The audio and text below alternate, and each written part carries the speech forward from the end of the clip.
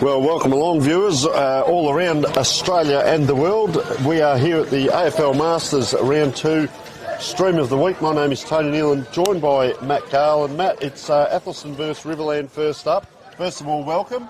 Thanks very much, Tony. Magnificent to be here this afternoon at the Athelstone Raggies home ground. And we're just about to get underway, Tony, with some pre-match Anzac Day commemoration and celebration of all those that served our wonderful country over the journey. Yes, and I think we'll take this in, Matt. We've had a couple over the last few days with games that we've been at, and this is just sensational to see. Absolutely magnificent. Because Athelstone versus Riverland, Paraka versus Hills. We'll take a short break from commentary, but we'll keep the sound on and we'll take in the celebration.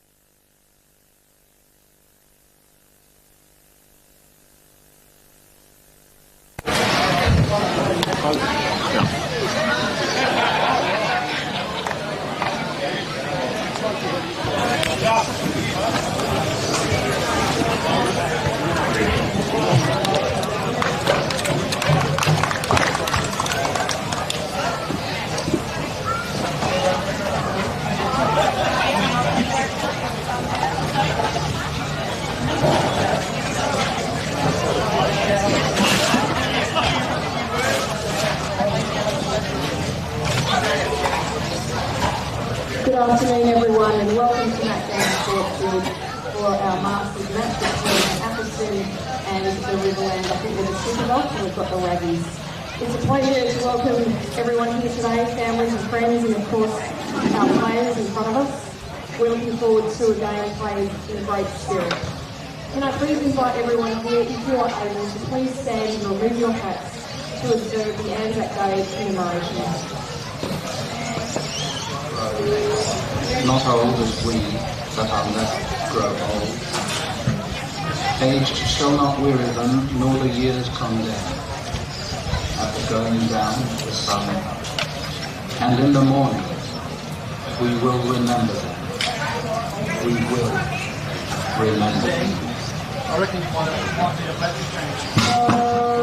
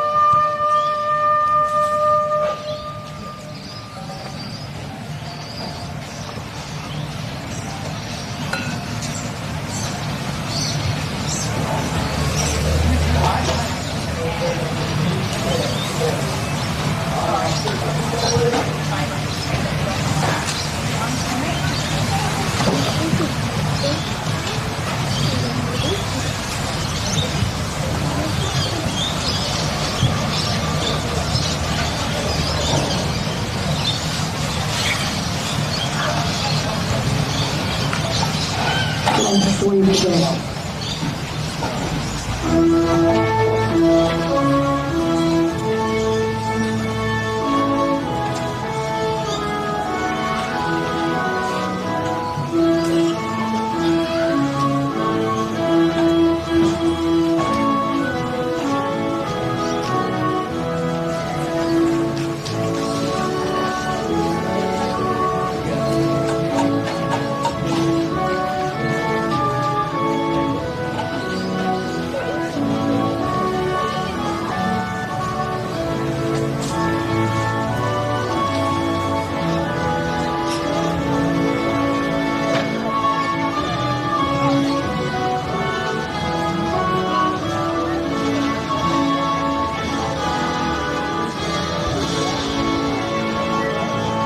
Thanks everyone, have a great day.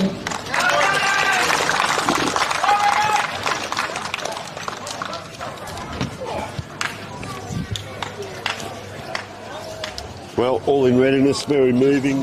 We would like to thank all our servicemen and women, and just being down here at Athelstone, I would like to put a special shout out to Charlie D'Angelico, who turns 102 this year, my partner's grandfather, who was a player here at Athelstone and also served in the Australian Army.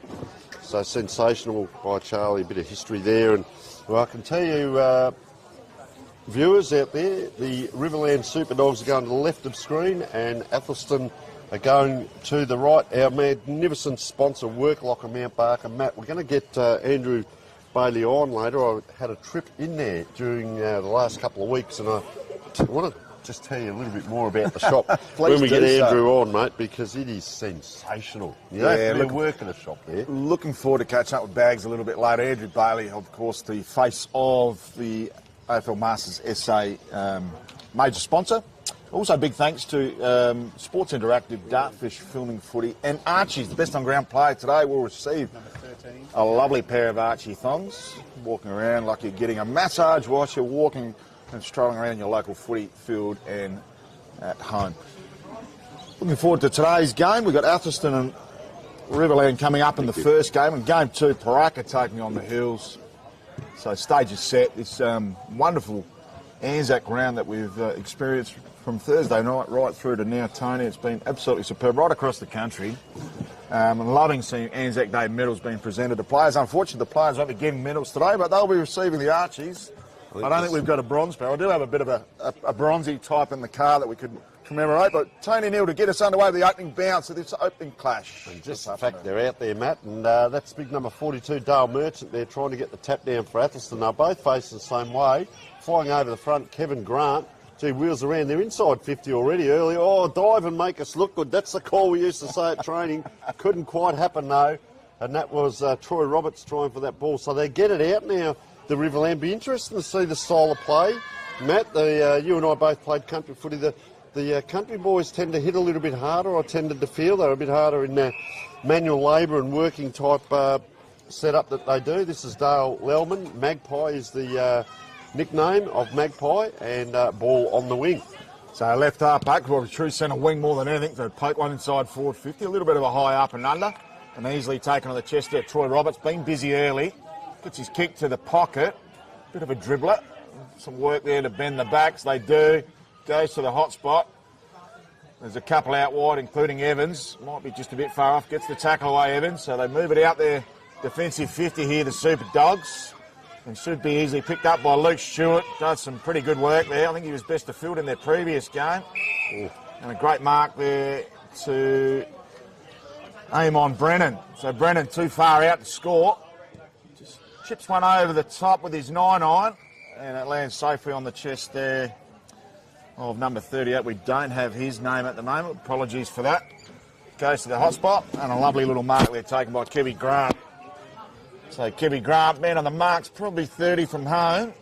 And depending on the ability of players, that could be testing distance, but Kevy seems pretty confident. So Kev Grant with the first shot on goal here in the opening game of this double header.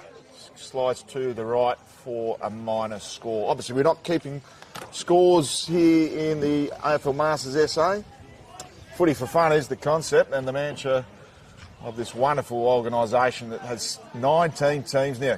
Coombe intercepts, and he's been busy, got that opening clearance, and tell you what, he was in line for some Archies just recently and will be licking his lips this afternoon. Athelstone with a stacked side, I think 37 players from memory lining up, so we might see some straight swaps as the game progresses. So Coombe, deliberate approach, lovely looking kick, and I think he's fades to the left for a minor score. So Glasley to do the kick-in duties. Finds one on short. Doesn't quite make his target there. Schulte couldn't take the mark. Some strong tackling there at ground level. And ball should be held up. Right. Comes out of the contest, which is great to see. Try and keep that ball moving, as the players won't be in the second half, which suggests great kick inside to that hot spot to Stewart. Goes to the goal square. I think it's bounced through for a goal. How's the What celebration? an absolute ripper. So Lukey Stewart kicks the first goal of the game, and nice little celebration with his teammates there at the coach's box. And I'll tell you what, there's almost like an American football lineup. They're going to put the forwards and the defenders out, and they'll run on them together, but they'll have a strategic approach. So great start to this clash, and well done to Luke Stewart with what could potentially be a goal of the day. We look at the wind there, Matt. Just a little zephyr over on the far side. It's 22 degrees today. We are close to the hills here, but no rain at the moment. I think he was actually just trying to, well, people will say centre the ball, put it up in the air, but it just kept going, didn't it? And, If you look at the goal through square, there's a little divot out of there. And it must have hit that divot because it did a right turn from there. Oh, all right, up in the middle there. That's Greg Schulte in the middle there. Gets it out. Nice kick for David Grenfell. Spins around Brad Gale. He's trying to bounce that ball through from a long way out. Oh, it's beaten everyone. 59 here is Nate Telepi. Gets that nice clearing kick along the wing, and this is one of the players that you tip, Matt. Craig Coombe. He can really play. I remember him on that left boot. Yeah. The day we did the introductory day. Fantastic. See, that's nice football. I talk about the football IQ on display here, and look at that for a kick. Just over the top there. Gee, I tell you what, he's got the ankle bracelets on. I like that. Oh, through dodges around. Very well done. That was Hollands. like Kevin Grant, was it? Or yeah. So nice kick there through. 78. Yeah, Michael Hollands was the goal kicker. Yep. And very well done, Athelstone. Gee, one end to the other. And I talked about that football IQ here in the right in front of us, Matt, and that's what's going to be on display with Masters football, is that little chip kick inside 45 degrees sets up a nice goal. We do get a lot of people calling in and telling us they're watching, and special shout out to a very good friend of mine, Pete Arndt, who's watching down at Meadows today. He's going to be watching both games, so all the best to Pete. He's gone through a little bit of medical stuff recently. He's in good health at the moment. He's a very good friend, and hope he's enjoying the football on display. So hello to Pete out there, and there'll be many more, Matt, as the game goes on. So ball held up and doesn't trickle too far from that centre bounce. Player out there wide, found himself some space, which is good to see. Yeah. We've got another number there, 62, we'll have to find out as well, Tone. Comes out to Coombe, got a stack of it already, and goes inside 450, beautiful kick. Finds the long sleever. I think that's Nathan McGrath. Plays on, goes back to Coombe. Coombe, little chisler, gets touched and trickles through for a minus score. Tried to steer it through, Matt. He was 35 out and couldn't make the distance. I think he had a bit too much momentum. That was it, perpetual motion. Couldn't get it over the heads of the blokes on the goal line. Now, this looks like a lace-up, but it's actually not. It's the way it's been sublimated. Paul Glassy with the kick in. This way, that way. There's a bit of the jerker-jenkin about this look with the big white anklets on, but it's effective. That's a nice kick. Gee, picks the ball up off the ground. Joe Butson put a lot of players to shame in their 20s. That was a great pickup.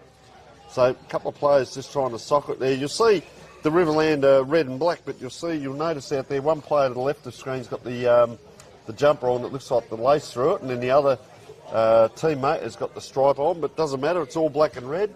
And they're out there having fun, Matt, and that's the bigger picture, isn't it? It is, and great to see so many people travel today from, I think it was Berry Wakery, and I don't think there's anyone from Loxton, but they're going to go inside 450 here. Pressing hard, plenty of numbers on that far side for the Raggies. Yeah, a lot of Pokes numbers out one to that unknown 62. Phantom, the ghost. Sizes up his options, goes dangerously inboard on a 45. Strong mark, terrific mark there by Lucas Stewart, who started tremendously with Coombe. They go in the middle, piercing ball, comes out to our 38, Nico Chunk. Goes inside 450, well read there, and a terrific read by Glazy. Glazy pumps it straight back in the other opposite direction, and another great mark there by Luke Stewart. Beautiful, grab the umpire. I think he's found a free kick for going knees up, so he's been given a warning, which is terrific. Explain that, Matt. So for the rule is you can't go up with a knee up in a contest, in a marking contest or a ruck situation. Fantastic. Dexter Kennedy there, over the top. Here he is. Picks the ball up, quick little handball out. That's Lellerman again getting another touch, and that's a nice kick out to the player on the half-back line, looks inside. Now, is that our gentleman that's 82 Robbie. out there? That is Robbie unbelievable. J. So, Robbie, excellent kick. 82 yesterday, Tony, the oldest AFL Masters player in Australia. I'm jealous of his hair. Gee, streaming out almost the Mickey Martin situation there. Around the corner, the Riverland player dribble, bouncing. Oh, crook old bounce. Not quite able to get that through. So Riverland are on the score now. I'm going to be interested in the tactics here on the kickouts, Matt, because here is our man done up like far lap. That is, well, that's number 63. We haven't got a name for him either. We'll come back to that. Geez, I tell you, it's a nice kick out. Just paddling that ball there. Dale Marchant, and look at him calling there. Is it last touch out of bounds? No. Not. I think they've called for deliberate. I'm pretty certain that they're going to get it. No. So as we saw last week, there's no boundary throws. Should have got it for the central umpire. Poor bugger, not getting paid enough. As well, mate, I'll talk about body language in football. We're about 10 minutes in and already a couple of players with hands on hips and just leaning over, having a rest. Welcome to Over 35's football. I'll tell you what I'm excited about, Matt, and I'll see if I can get a seat, is the bus ride home on the Riverland. Well, it'll be very That would interesting. be I'd love to be a fly on that lose wall. or draw. Or Coombe goes without it. Still got the hand up. Oh, dropped to a knee and got back up. That was very clever. Looked like it was Evans. Gee, that was great work. Dribbling down the ground here. That was Kevin Grant. Still trying to get it out. 1-2. This way, that way. Our Phantom's getting a few touches. Little pop-up. Good pressure by the Riverland here. Lellman again. He's been industrious out here. This is the player they've got to get hold of, Luke Stewart. And I'll tell you what, they've done well there. Well done by Kurt Balderstone. We were having a yap with him just prior to the game. And he's a good size, young Kurt. And, well, young, I say. Well, he's young in my books. And nice kick out. Just gets past Robbie J there. Oh, nice pressure. Jay in the back here can't quite get it up, and that is holding the ball. So the Riverland will release. So Paraka goes to the flank, finds Butson. So Butson plays on immediately. Driving ball inside forward 50. Almost took the player with him. Comes out the back. Bit of an opportunity there for Morris. Good tackling in the end. Plenty of numbers there for Athelstone. Goes off the ground. Won't be a mark, so a bit of a foot race on. I know the Masters footballers don't necessarily like the foot race, but the ball comes out there to Brennan. Goes out wide, lovely looking kick. Plenty of space out there. Should be able to release this inside forward 50. Top of the paint is one option on. They go longer. Great mark. Got the chisel grip out. And a lovely mark in the end of Robin Jones. Just wait for this shot on goal. I'll see if we can get our one. cameraman to get a shot of the interchange bench. There's only about half the players left that were about to go on. There would have been 15 blokes standing there waiting to get on as this shot on goal comes Jones, as he's shot, deliberate approach, just drifts to the right, hits the post. So thumps in. in. So here, have a look at this interchange here. There would have been 15 blokes waiting. It was like a flock of seagulls around a chip. I think now that all the they're defenders getting have their come run off and all the forwards are going Have on. a look at this swarm of blue just going past us now. It's like the tide coming in, but the Riverland are out because they've got it over the top of all those players. Scotty Pugh goes out wide. Looks like a set play because they've had a player out there a couple of times. That's Joey Butson by the looks of it. Gets a handball across their inside 50. That's a high kick out towards that scoreboard area. Oh, floating down this way, that way. The Riverland player just bends at the knees. Handball to nowhere here. They're on here if they can get a foot to the ball. Little clever handball there. Oh, throws the arms back as well. Didn't like the attention. And out it comes towards Colin Packer on that half back line. So Packer kicks it inside to the hot spot. Got a player on, finds him too, which is excellent. And Brad Gale, no relation. On location. And, on location. So Brad Gale, man on the mark, will be 35 from home. We know this is a testing distance for all Masters SA footballers. So Gale, does he celebrate like yours truly? Let's see if we can poke this one through. So Gale, deliberate approach, off 2 steps. Not going to make the distance. And a couple of raggies intercept each other. Goes to the top of the paint. Sid Norton couldn't pick it up. They should get out of jail here, the raggies, but just pure weight of numbers. Got one out wide. And we have Peter Thomas out on his lonesome. Not much down the line. So he goes on the 45. Clever kick in the end. And finds Nikoletsky. Great mark down the line there by Daniel Richardson. Another Richo, not quite the Richo. Got a couple of Richo men out there already. Goes short to Lukey Dix. Dix with the dreadlocks. Goes to Harford. Comfortable kick for him. Goes to Drury. Drury goes to... The blockheads. Oh, geez, great work there by Tim Heath. AFL Masters SA President. Look for a hand pass, but nothing doing for the great man. Goes to Margaritas in the goal square. Comes back out to Heath. Tries to evade a would-be tackler. Gets tackled as he goes to ground. Margaritas in charge again. The big Greek god takes him on and hits the post, but it's already a boundary throw-in. I just got a bit confused there when you said Drury. I was thinking of Ian Drury and the Blockheads, mate. Great band of the late 70s, I think early there's 80s. a Drury playing for the Adelaide Crows at the moment who may be from North Melbourne. It could get drafted mid-season. But back to the action. Good tap there by Margaritas. He's got a cult figure following already as well. They've got a player there free. That ball smothered off Drury's boot. Just need a bit of composure. Great work. Snapper. And hits the back foam of, and that's another number we don't, which is 61. So you can almost see what was going to happen there, and it just didn't quite, Matt. And unfortunately, he's pretty happy about it, looking over at the interchange. I wouldn't look too long at the interchange because they'll take you off. There's about 20 blokes waiting to get on. It's like a school down there. Have a look at them. They're all sitting on the seats and behind. And, you know, you only got to run up and down in front of the coach a couple of times and you'll get on. Goes forward through Jeremy Druitt now. Out towards, it looks like Simon Madden out there, but it's not. Number 27, Rodney Morris. Does well to hold it up. Ooh. Almost put the foot in there. Over the top. So they're going to run it out easy here. Athelstone touching on the ground. There's a couple of smart guys here. Oh! That's a one-handed mark. Jay Dunnett, his number 13, has come on for Riverland Super So Dogs. he's come on for Riverland, but he's actually an Athelstone player, so he's a fill-in. Might get a goal for both teams, Jay. He's a very good player. This way, that applies the tackle. Gee, I'll tell you what, he won't be allowed to play for the opposition if he keeps that up, applying tackles and making them stick. Oh, gee, that was almost a throw out off the hand here. Out it comes wide. Allowing this ball to bounce. Plenty of time is the call. Oh, well done there. Number 61, another Phantom. Gets there. Here's the smartest man on the ground at the moment, number 68 in Robert Fairbank. He's got the long sleeves and the socks up, just in case it gets cold, Matt. Oh, little kick there. He was a bit proppy on the leg afterwards. Oh, streaming through. Paul Glassy, he's been good down back. Haven't minded his game. He has. A little bit slow to get up, though. Gee, just there is envy if ever you get it. Luke Dix with the dreadlocks. Nice kick out. They structure up well here.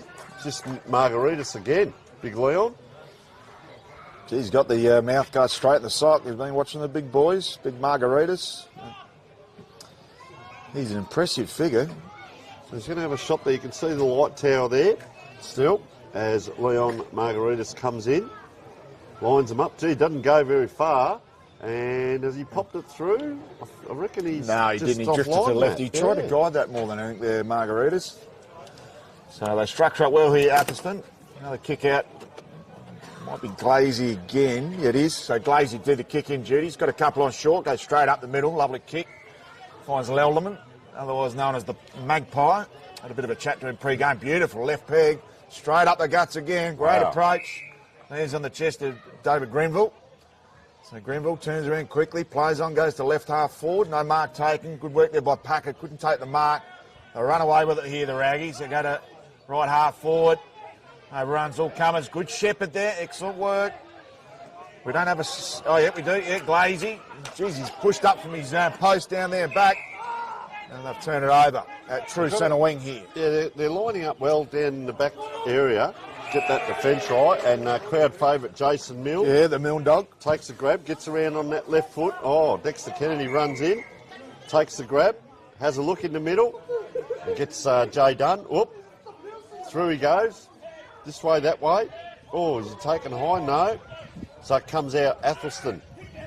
Play on is the call. It's a high kick right on the edge of 50 here. Misses everyone. Jay Dunn now comes in. Picks up, goes to ground, gets it up. That was a nice handball out. Glassy's now in a bit of trouble. He's been playing a good game, but gee, there's some traffic there at the moment. And I'm not quite sure that some of it isn't from the previous ball that's been in that area and the guys just haven't cleared out. So just a few blokes sucking in the big breaths here. And it looks like a free kick. Yeah, Riverland. No one on the mark. Playing with a left-footed football, I'd say, by the way this bloke kicks. That's a beautiful kick, and he's hit the target again, Matt. Some great work here. True centre wing plays on. Is Gale. He sells some candy. Couple of bags of candy if you don't mind. Gale looking for a third one. Takes him on. Tries the don't argue approach. Will it drift out the back? It does. Plenty of support there for the Raggies. Almost testing the would-be boundary umpire. And a great mark there to Nikolitsky. He can run a bit So too. Nikolitsky goes in the middle. Got a couple of players on. One of them's Dix. Got plenty of time. Got a player out wide here. And our Phantom number 61 will get his name at quarter time. Is that a stack of it? Just pokes one over the top. Clever kick. Just maintaining possession. Sees he's strongly built. Trying to play. There was Richardson. So Richardson, lovely looking kick. Goes in the direction there of Milne. The Milne dog just happy to let it move on. He almost tried to flick that behind the legs, good mate. work by Lowcock. Lowcock goes up the middle, goes in the direction of Robbie Deans there in Grenville. Ooh. Too smart there, Dix. Fresh fleet of feet. We're going to have to Got one in the middle. Yeah, there's a bit of preservation going on. So he goes straight up the guts, goes there in the direction of Robin Johns, who will have his second shot on goal. Oh, Goes over the top. Margaritas. Oh, well read. So a big full back there. He's got the triple beard action going on. Dexter Kennedy, they team up again. Goes a left foot spiral down towards Drew centre wing. And our 71, the Phantom, picks it up. Lovely work, great skills, and well read. So free-flowing football, both sides, taking the game on. They run through Butson. Clever kick into left half forward. Looking to play on immediately Paraka. Paraka goes to the top of the paint. Some good contests. Excellent work there by Healy. And they should clear here through the Johnny Labella. So JLA goes to his AFL Masters president in Tim Heath. Clever kick over the top to Drury. Been busy. Does he go long? Goes to Margaritas. He's got some work ahead of him in the big man. Does he hand pass back in? He does. Goes back to Drury. Looking for a goal. Glazy comes through off hands for a minor score. entertaining game. And I'll tell you what, Athelstone's movement of ball map from one end of the ground to the other, when they get going, they really get it going. But the Riverland here come out trying for that long driving kick, and that's a great grab in front by our man number 61.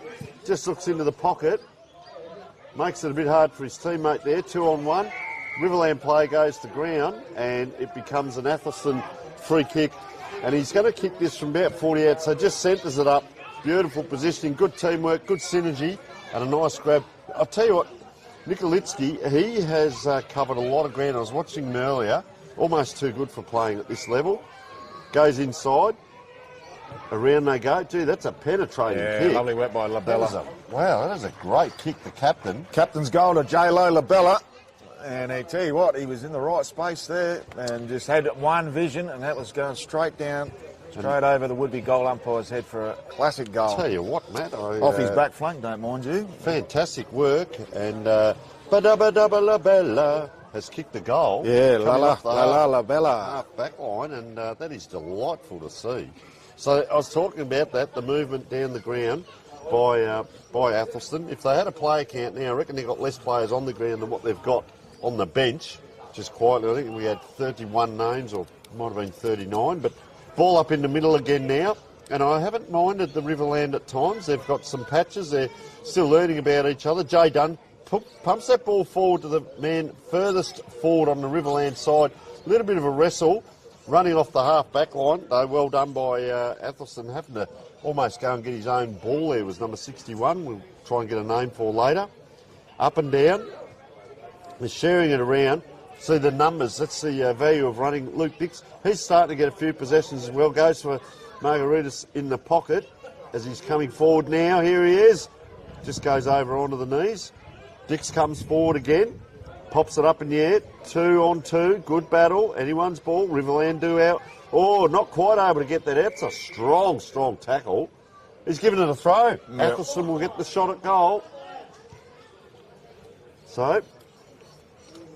yeah, Robin Johns with the free kick. Yeah, interesting tackle. He's a good size, talking about good sizes. So, yeah, Jones it is, goes back.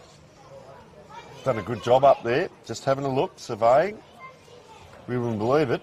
Jonesy is his nickname. We can see that on the back of his jumper. As he just wanders in.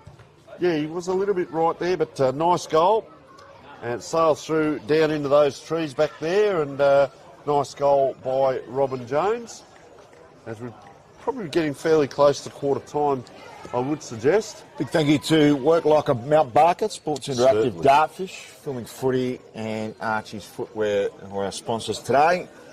Looking to sponsor the AFL Masters SA coverage, please get on board. We're looking for sponsors, lots of different angles and ways we can cover your needs. Eventually we'll get the ball back to the middle, and that is quarter time, ladies and gentlemen. Great opening quarter. Both sides will be pretty happy with their start, and Athelstone obviously with a little bit more scoreboard pressure. We'll come back after the break with more second quarter action here between Athelstone and the Riverland Superdogs.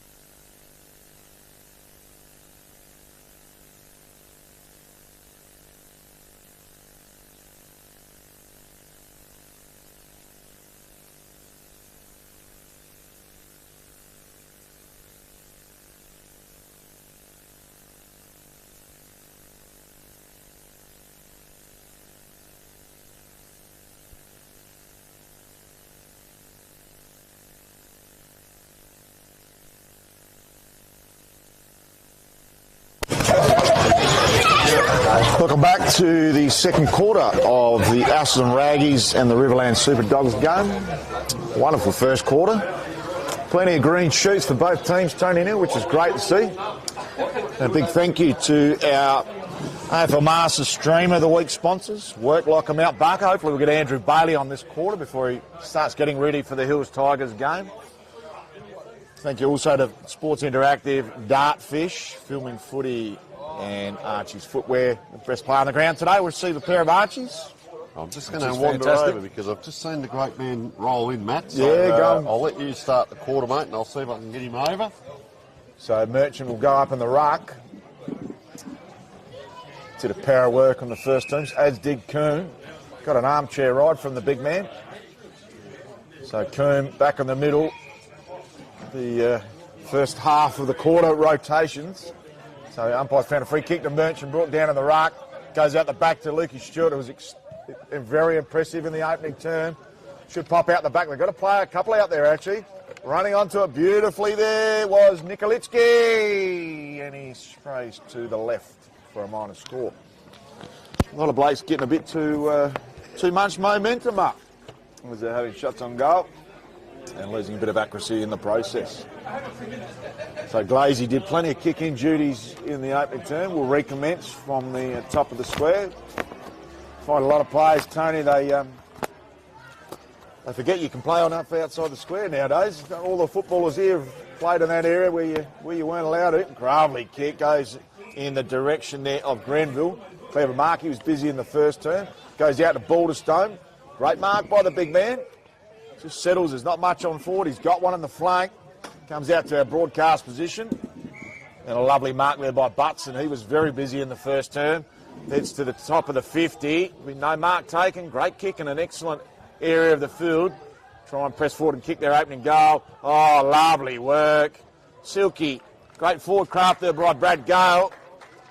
And he slices through his first. And welcome to the broadcast, Andrew Baggs Bailey. Great to join us, Baggs. Thanks for having me. Yeah, welcome, Excellent. Andrew. Magnificent to get you on. A major sponsor, of course. So we're going to talk a bit of footy and a bit of stuff about the shop because for the folks out there, get up there to Mount Barker. I was lucky enough to drop in and have a visit with you, and not only a visit, you took us on a tour of the store. Mate, it's a huge store. There's a lot in the store, but there's some other stuff you're doing. I'm going to start out with the boots because it's not just work boots. For someone like me who doesn't do a lot of work these days, there's fashion boots, there's horse riding like boots as well. Probably looks like someone that wears RM Williams. We cater for everyone. So we've got about 250 styles of work boots, biggest range in SA.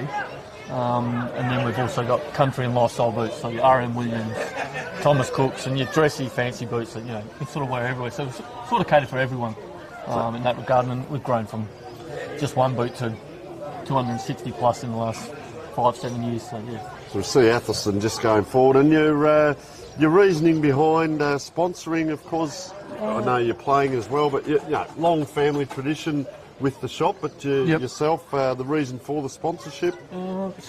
As a business owner, most people probably experience, you get asked all the time to sponsor things, and probably ad hoc in the past I've sponsored anything and everything. So I just, as time went along, I thought, well, I'll sponsor things that I'm actually passionate about, that I've got some care for. So we're the naming rights sponsors for the Hills Football League, so it's worked like a Hills Football League. And then obviously the Masters, I've got a passion and love for something that I can give back to, that give something to me. So, just try to support things that make more sense for me.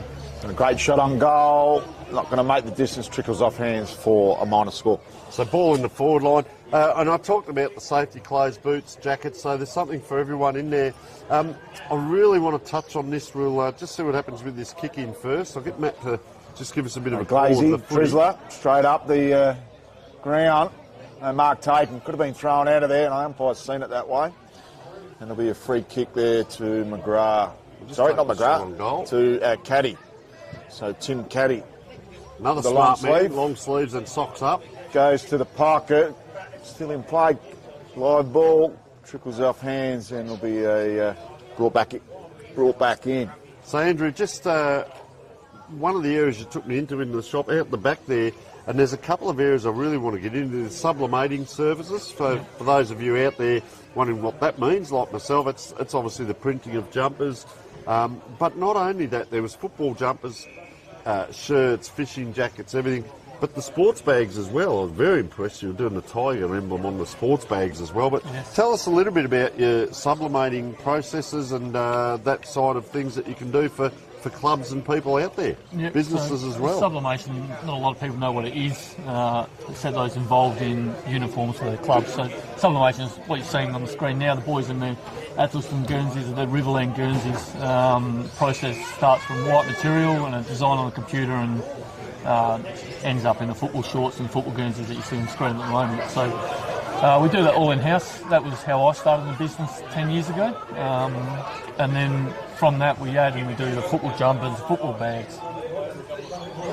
Buzz, just wanted to touch base there on the actual period. So if there's a team out there in AFL Masters SA or General Footy Service, doesn't have to be the Hills Footy League, what's the turnaround time from obviously getting that printing done to the end product? Yeah, so generally we try to aim to 2 to 3 weeks.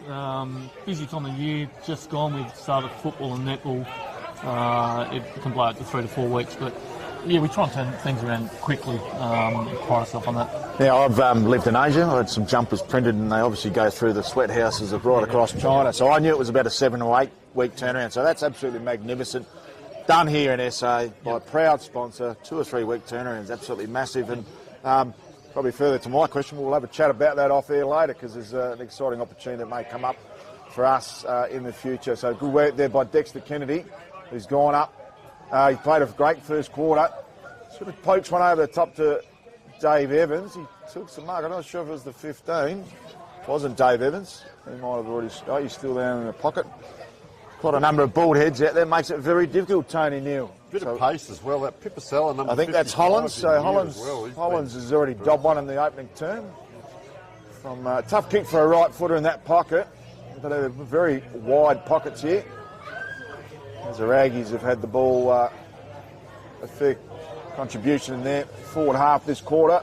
Holland's deliberate approach goes Crows across the face for a minor score. Just dropped to the knee as well there. Andrew, the other thing that I wanted to talk about, the sublimating is one thing, but there's a difference between that and embroidery. And look, I met your magnificent staff. I saw them on the computers. They all had a chat to me. Your culture there is fantastic. Yep. But you also do embroidery, and there was about 5 or 6 machines set up doing embroidery. So that's a different set of circumstances for needs. Yep, so it's probably our bread and butter. Most of what we've done and where we started was as an embroidery service added to schoolwear. Great work. Left foot snapper and a lovely goal in the end there to Tim Caddy. So we started out doing schoolwear and embroidery. And embroidery's good because we have a lot of corporate clients. Mountbarkers, for us, we've always been local and we are spreading our wings further, but a lot of our business is corporate customers that want the premium embroidered logo on a garment. So we've got 16 heads up there and we tend to turn things around as quick as we can as well. So, and we do have a great culture. And we did touch on the family business, mate. How long has the family been involved and yourself in this business? It's a magnificent story. 1990. So wow. Same year as Crows were established. What's that? 35 years. Yep.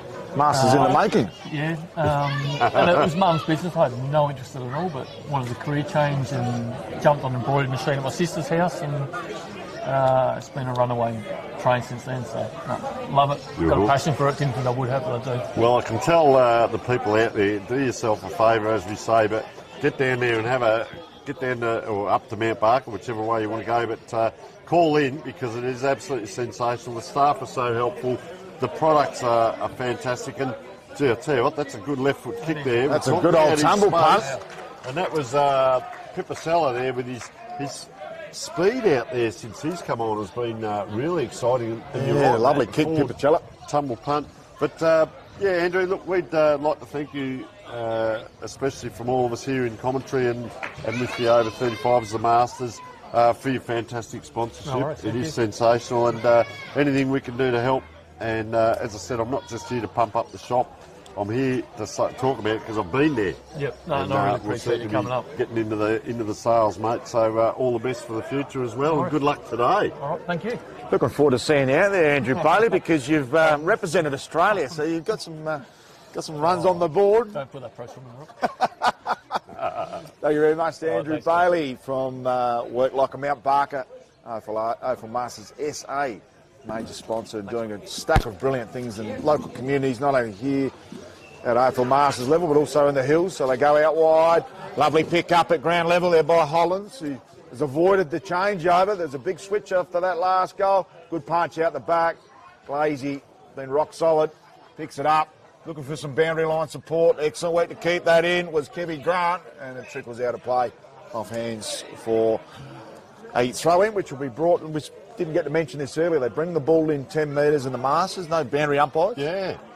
And no goal umpires, but it just allows the players to reset. And imagine having last possession out of bounds like they do everywhere else in South Australia. It'd be a great shame. So ball up in that forward pocket here. Just shepherding the drop of the ball. Athelstone players immediately tackled by the players there from the Riverland. I can tell you number one for the Riverland is also a fill-in from Athelstone, and all we've got is Shano. So Shano's out here just down the flank here a little bit if they can get the ball to him. Jay Dunn just pops that handball out. Here is Shano. There he is, number one, just dribbles over the line in front of him, and Luke Dix. And Matt has certainly been a few standout players, but I think with Athelstone they've got so many on the interchange to share it with, so you can see Dix in there. He certainly had a bit of it, but Pipicello was going very well and they've taken him off. Yeah, we've seen a lot of midfield get plenty of it, including Coon. So they go to the top of the paint, big collision there, nasty collision. Hopefully those players are okay. Some good work there by Kevin Grant, goes to the pocket. No mark taken, could have been a push there, not seen. So Gogol goes back. He's under the pump. Tim Heath, clever little right foot snapper. And I think he's drilled that one there for a beautiful goal as the umpires and players just go and check out this. There might be an easy early call for half time. Tim Heath's called for some medical support out there. There might have been a bit of claret rolling down the faces of these two players. And I think unfortunately that might be... it could be good night Irene for a couple of these lads, unfortunately, Tony. Is it our oldest player in Australia? Might have been, that was in that collision. Robbie J, no. That's not him? No, actually that's the guy with the white on the boots there. He's not too good. No. I think the other one might have been number 30, is it? Yeah, he's going to come off. I think he's better of the two, but the other guy, he's in licorice all sorts at the moment. Yeah, just going to take his time. He needs to get some medical attention immediately because he's severely concussed, unfortunately. This might be an early call to half-time. I've seen this happen before where players waited for ambulances, and it does happen at this level, unfortunately, Tony. We're not spring chickens, and injuries do occur, and there's a bit of collateral damage. Yeah, it is Nikolitz. I thought it was him, Sam Nikolitsky. Yeah, he's had a really good game, Nikolitsky, so it's sad to see him go off with some concussion concerns. But our thoughts are with both players, particularly the Riverland player who's not looking very good at all. All right, that's not something we'll make light of. We will. That's a very serious thing. Hopefully both players are okay here. Up goes the big fella Schulte in the middle. Ball just bobbling around. Ooh, a couple of knees going there on the ground. Players now helping each other up in back play. That's good to see. A nice left foot kick there, Dale Lellerman. And well cut off there. That is... Spillane. Spillane, is it? Yeah. 51. Yes. There it is. Ball on the outside there. Athelstone, beautiful setting here, Matt. Fair dinkum. The ground looks in great nick. We've got the Adelaide Hills in the background, and here we are, the Masters SA players going around, and it's just fantastic to see them out there enjoying it. Dexter Kennedy just overruns that ball. Opportunity for Athelstone. Big Leon. I reckon he's got it.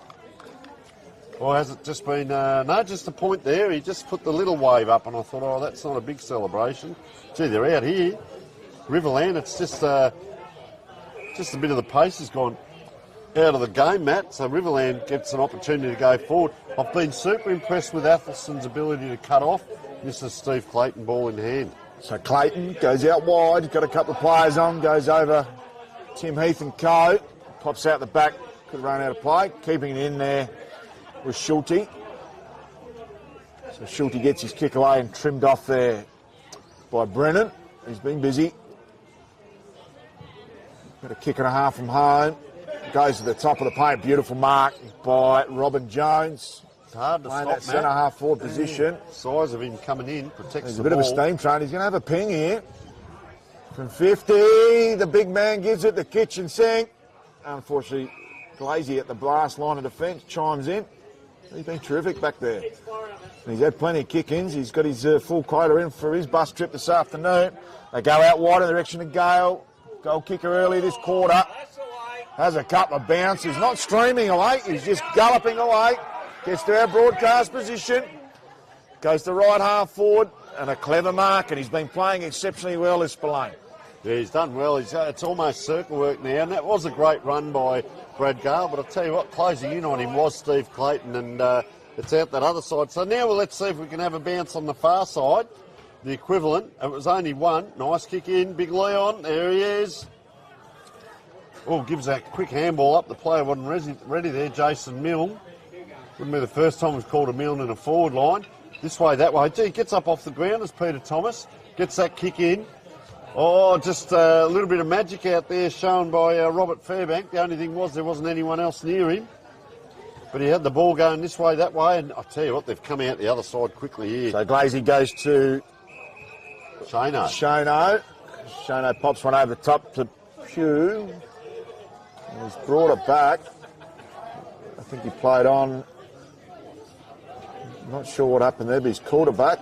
So Shano, the fill-in from. Might be able to find a Shane in there somewhere. Might be Shane Drury. So they go to the pocket to Dunn. Right back pocket. Unfortunately, he's gone out of play. Pugh couldn't keep it in. And there'll be a kick here to Brennan. He's been very busy. He's had a bit of it, hasn't he? He has. So he goes in the pocket direction. Bit of a raffle. Who could have marked that? And they couldn't take it. There was Kevy Grant. So still trying to pick it up. Dunn picks it up on this occasion. Hasn't had the usual interchange he would if he was playing. And that's a repeat there. Same out of bounds, same position. He's a little bit of fatigue, Jay. He's a very good player, Jay Dunn. Very So well Labella kicked that brilliant goal in the opening term. Goes backwards and finds Spillane. Spillane's got Tim Heath there at true centre half forward. Goes further to his left in the direction of Milne. Milne dog drops an easy mark. Jay Dunn, plenty of candy being sold by him this afternoon. Goes the torpedo, Brad Gale. They've got a couple out the back. Can they go? Oh, great attack on the ball goes to Labella. Geez, that's worth a kick in itself. So Labella goes to Spillane again. They've seen this script before. And a purple patch. They go out wide to Spillane. Oh, Goes in direction there of Peter Thomas. I thought he almost copped one there. Thomas goes to Tim Heath, AFL Masters SA president. Got a stack there. You've got Milne over the top. Ignores the Milne dog. Goes central corridor to Heppelston. Heppenstall couldn't take the mark. Geez, a great hit off the ground. Tunnel ball style. Bit of volleyball going on out there. There's a bit of a licorice all sorts and a bit of Benny Hill music to go with it. So slams it on the boot. And I tell you what, they're looking for the assistance of the boundary line. Does he keep it in? He does. So a couple lines short and Tim Heath, who's a magnet. And I think that's half time at war. That is half time. It is half time officially. Wonderful first half here between Athelstone Raggies and the Riverland Super Dogs. Great first half, Tony Neal. We'll have to bring back the second half action after these key messages.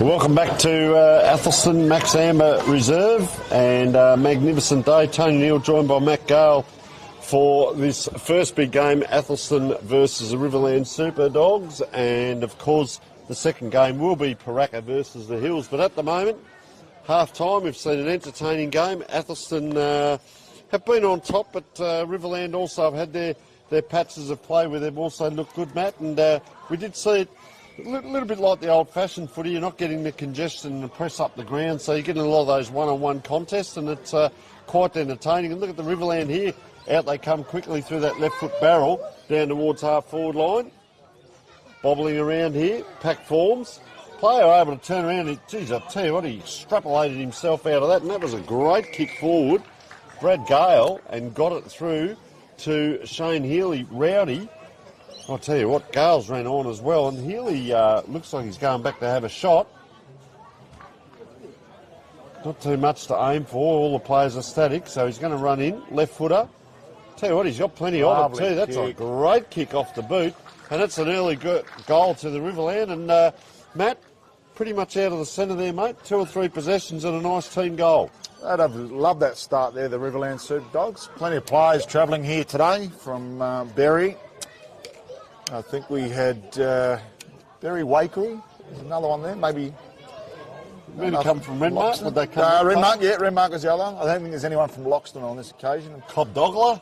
No, Great might have been a couple from Europe. That's where they generally play I've played, my team's played Woodville South, and we've gone to the Riverland.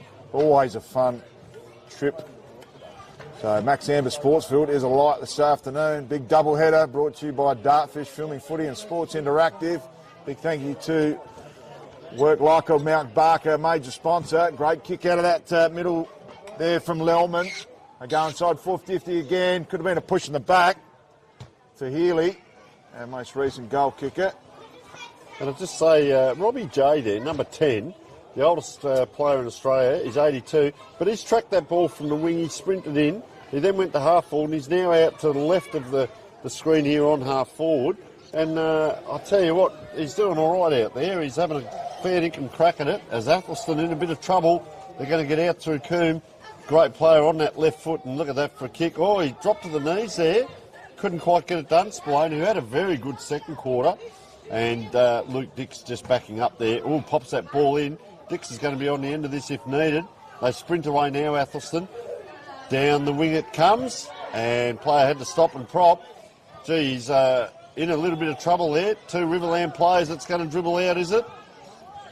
Tackle applied by Robbie J. Couldn't quite get it done. Or outside, inside. Telepi.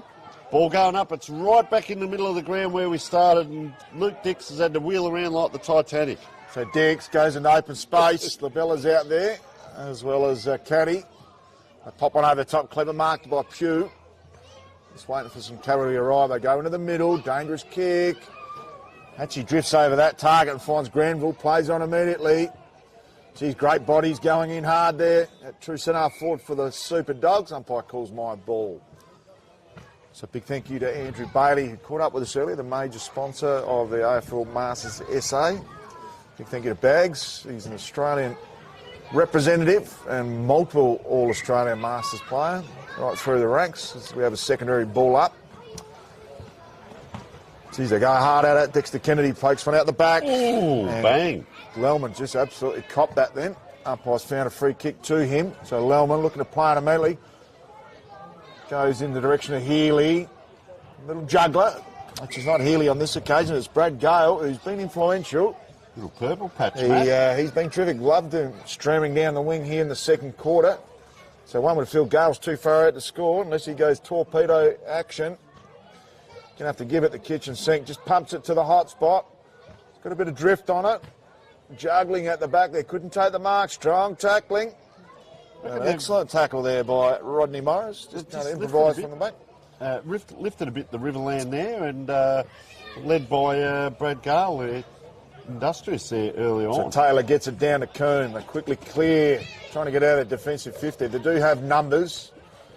Some good work there, like at ground level. So still holding the ball up. Dix may need to get involved. He does. Umpire's found a free kick. Spillane was held there as he was dragged to the ground there. they need someone to be on him, Matt, don't they? Because he's having a mighty game. He's a bit of a Trojan horse type Clydesdale, they'll explain. He's holding the ball in one hand there, like the old huge basketballers. Now he gets that kick long down the wing. Made it a little bit hard there for Coombe. He's going to have to run onto his left boot. Here he is backing up out the back. Well done by Coombe on that left boot. It's that beautiful kick forward. But this is what I was talking about, Matt. Good old-fashioned footy, the old one-on-one. Player, was he held there? Dean Mitchell. It pops out the back. Coombe has ran on and, great work because he spotted in the middle there. Was that Brennan? Nico Chung. Nico Chung, you're correct. Gee, little chip kick, almost rugby-like. That's a little bit further in the air, and player goes to ground. Up and down. There's a player out the back if they can get it to him. Player still down on the ground there. Jay Dunn, he immediately attracts the crowd. Spun right around, this way, that way, and shot on goal. Not quite able to do it. Kevin Grant. No, sorry. Hollands again, yeah. So Glazy to do the kick-in duties. Been busy from that post. He's got Jay Dunn in the pocket. He's been going fairly well up the middle, and almost all of his kicks goes to the pocket on this occasion. Just looking to maintain some sort of control. Dexter Kennedy down the line, as well as Schulte. Play on, beautiful left foot. He's got a couple if he can get it over the top of Coombe, but he couldn't. The Coombe dog has been busy. Got Dix in the middle. Plenty on. So Coombe sizes up his options. Goes into the middle. Finds Labella. So J-Lo Labella switches through to Thomas. Thomas plays on immediately. Gets to the top of the paint. Gets to the hot spot. No one really home there. It wasn't his best kick in the end. And easily picked off. So play on. Dangerous kick to Dunn. Marks it on his knees. Be enjoying not having to go through the rotations if he did play for Athelstone. They go out wide again in the direction there of Pugh. He's been given a free kick for front-on contact. The Coombe dog's not happy. Never seen an umpire change his decision there, Coombe dog, but he plays on.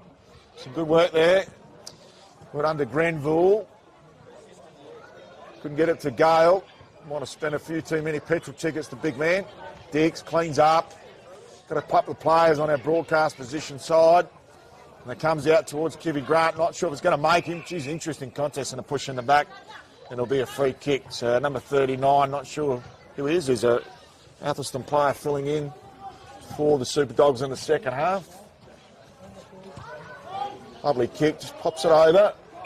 Strong mark to Paraka. Paraka plays on. Good work there by Lelman. Been one of the best players today for the Super Dogs. Gale, clean set of heels. Dribbler inside, forward 50 towards Healy. Need a bit of help there. Healy goes off the ground, gains a bit of extra yardage, and we'll have a throw in. About 25 from home here for the Super Dogs. So quick movement from one end to the other again. And player has to go up into the bushes there to collect the football. And as Matt Gale explained, that will now be a ball up 10 metres in. As the players walk down into position, you can see here some of the things you don't lose in football. You can see Dale Lellerman here, number 14. He's off the ball just at the bottom of the screen there, just directing players around. So that we talk about playing football and talking to your teammates and so on. There's a bit of desperation by the Riverland here, and it will be a free kick. Have they played on? They have through Jay Dunn, and it's a nice kick forward. Colin Packer looks a good size too, Matt. Good athletic. I thought Gale was going to swallow that, but Packer came in with improvisation and a great mark. Here's the interchange. Have a look here to Athelstone here. There's about 15 blokes coming off and on. So, Colin Packer. Slide angle. Gee, the ball spins. Doesn't quite spin correctly and just hit the top of the post there. Unfortunately for Riverland. I'll tell you what, they've been on top this quarter though, Matt. They've they have played really extremely well here, the Super Dogs. So kick-in duties. Looks like Labella might have been doing the kick-in duties. Comes out to a broadcast side. No mark taken there by Lelman. Been very influential, particularly in this third term. Comes out to Lelman again, getting a stack of it. Bit of a slicer, and that could be Spillane in juxtaposition 101, and it is. So Spillane been a rock of Gibraltar back there. old Clydesdale. Great game, Matt, because I think he might have he might have got to the game early because we rarely caught him in the first term. Some clever work, sells a bit of candy, got a couple down the line, and well chiming in there was Grenville. Grenville plays on immediately, goes to true centre forward. Paraka too far out to score. Just hit the post in his most recent shot. Called out there by Gale, couldn't take the marks. The ball comes to ground. They kick it along. Some smart work by Tim Heath. Goes to Spillane. Oh, the big fella. Man of the moment. Big antelope. And it's chimed in by Paraka. Paraka plays on, maybe not needed. Leolman, little Chisler. Great kick. Geez, costly turnover, Matt. So Healy lining up for his second. A couple of rowdies out there. We've got Rowdy Healy and Rowdy Heath. One on each team. Geez, that'd be an awful conversation, wouldn't it? The two rowdies over a beer. They might have a yarn if they Get a word in. So, Heath, Healy's been impressive down forward with a pure lack of opportunity. He's made every post the winner. Lovely kick, just drifts and will go straight through the middle of the points for a minor score. Bit of a Tony Shaw about that kick. It He's only was, 30 out and he just looked Bit of at a the jam boot. 10 action like Tony Shaw too. So the ball out the other side too. That's a long kick. That's going to take two to get back. It looks like Athelstone player here. Gee, I tell you what, that was good closing speed by the Riverland player. Gets down, helps his team out. They're in a bit of trouble here, Athelstone. So they've been taken. He has. He's let go of the ball. Guy with the glasses on there. We haven't got a Morris, I think it is. No, sorry, I'm just looking at the other guy. Is that Morris 27, is it? No, Morris handed him the ball back. No, yeah, that's what I was trying to allude to. So, kick just comes in.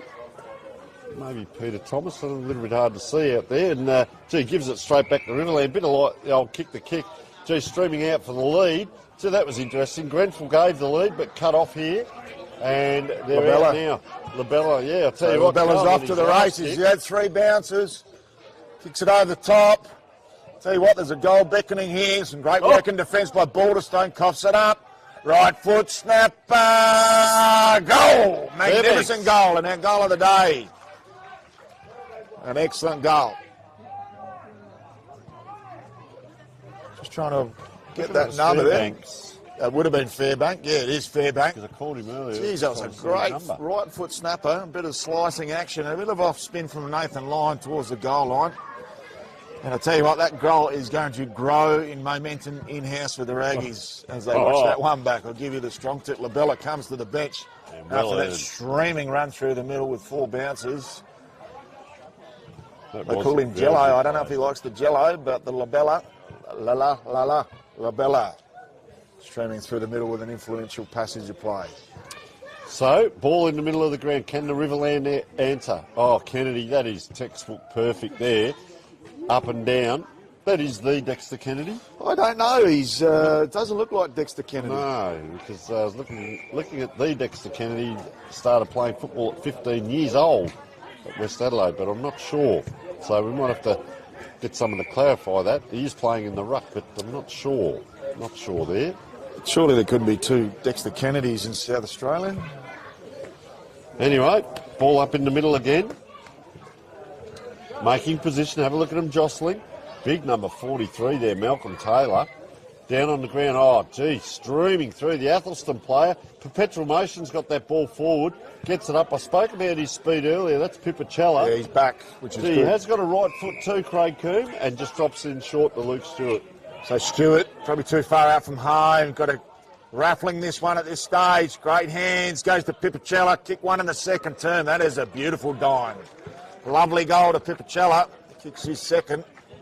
Probably reward for effort, Matt, when he did that run through the middle of the ground and got that ball going, and he shows a bit of pace. Is that Pipicella that went off with concussion concerns? I don't think it was. No, that was Nikolitsky. Yeah. So Pipicella, lovely goal.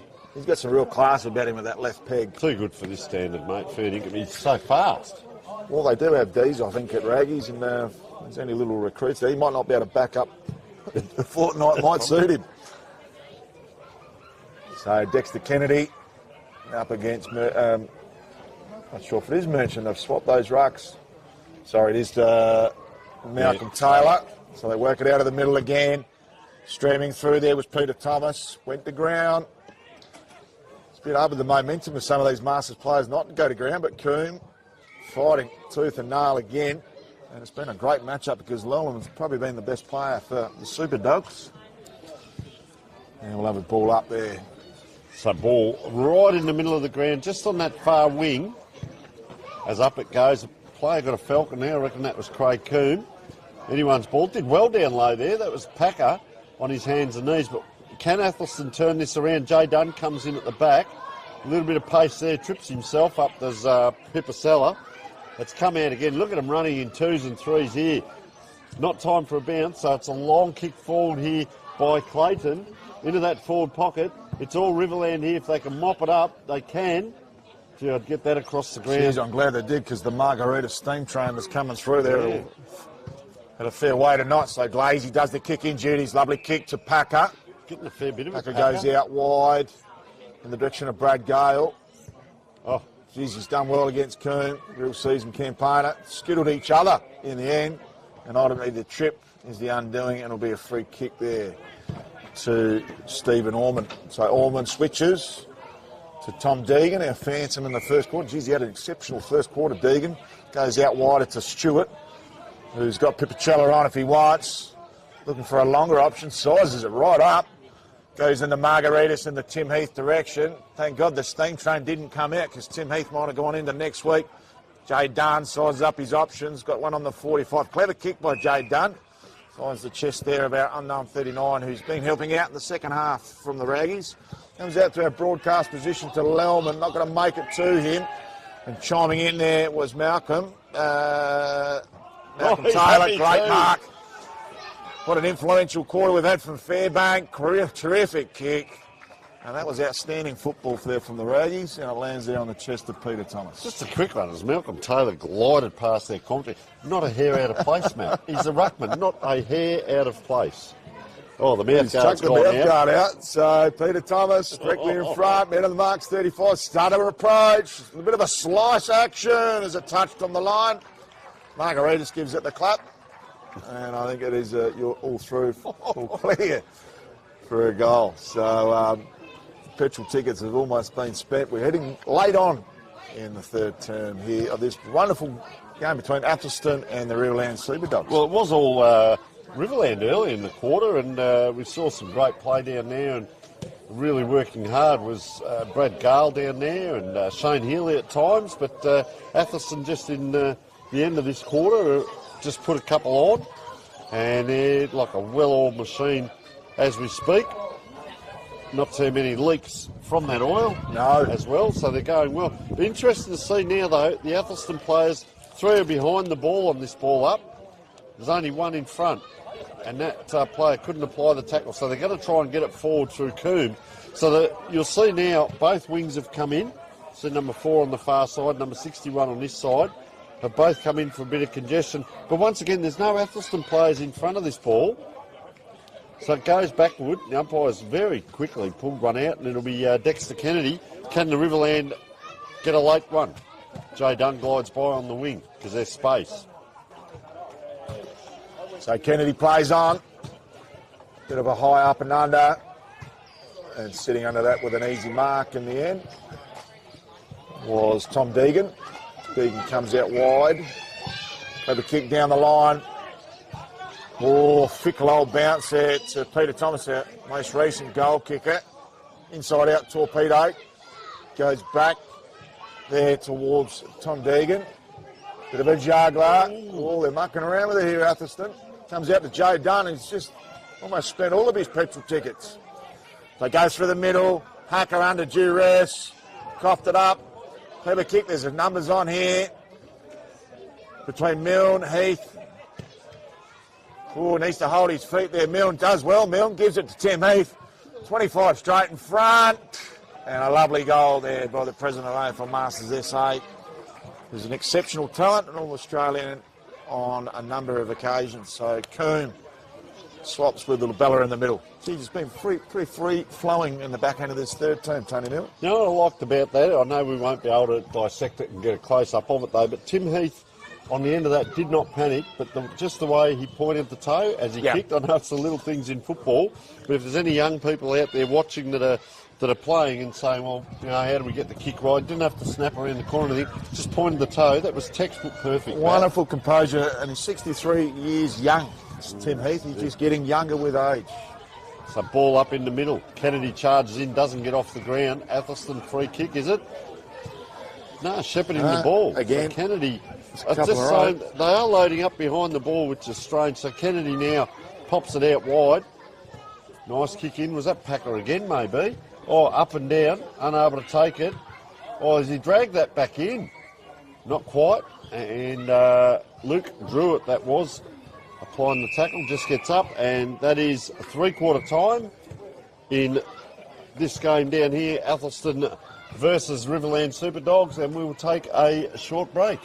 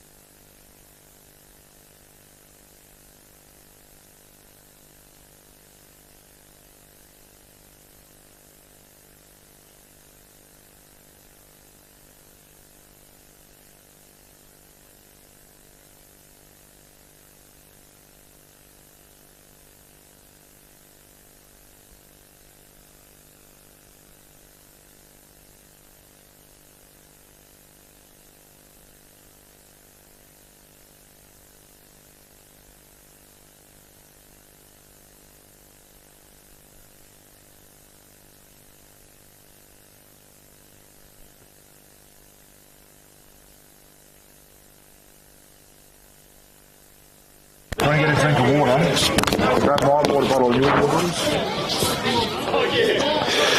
Welcome back. 3/4 time down here at Max Amber, Athelstone Oval, and we saw the Paraka and Hills boys warming up as well. So there's 4 teams on the oval at one point there, Matt, and they're all intermingling and talking with each other. It was great to see, and that's what the Masters is all about. Come and enjoy the team you never knew you needed. And just fantastic to see them all chatting amongst themselves, and well, a couple of players down here just trying to sort out what position they might play as player gliding by down there. Nate Telepi going to the opposite end of the ground. He now gets himself set. Umpire raises the hand. All in readiness. Ball aloft. Final quarter, Athelstone versus the Riverland Super Dogs. Up it goes. Oh, out of the middle, streaming out the Athelstone player. Gets it forward, does Labella. And, well, we saw this in the second quarter where the opposition got it forward, the Riverland. Now it's going to be Athelstone. He's just put it down. Jay Dunn's gone to ground there. And just stopping what may well have been a very quick goal, as we saw the Riverland do in the second quarter. So just snuffled a bit there by the Riverland team. Athelstone's shoot forward. Nice little tap out on the left hand was by Robin Jones. Oh, round the corner player. Gee, kicked that and then ran off about 30 metres. I think that was perpetual motion as well. So we'll see a kick in now from the Riverland, and getting down low, Dale Lellerman.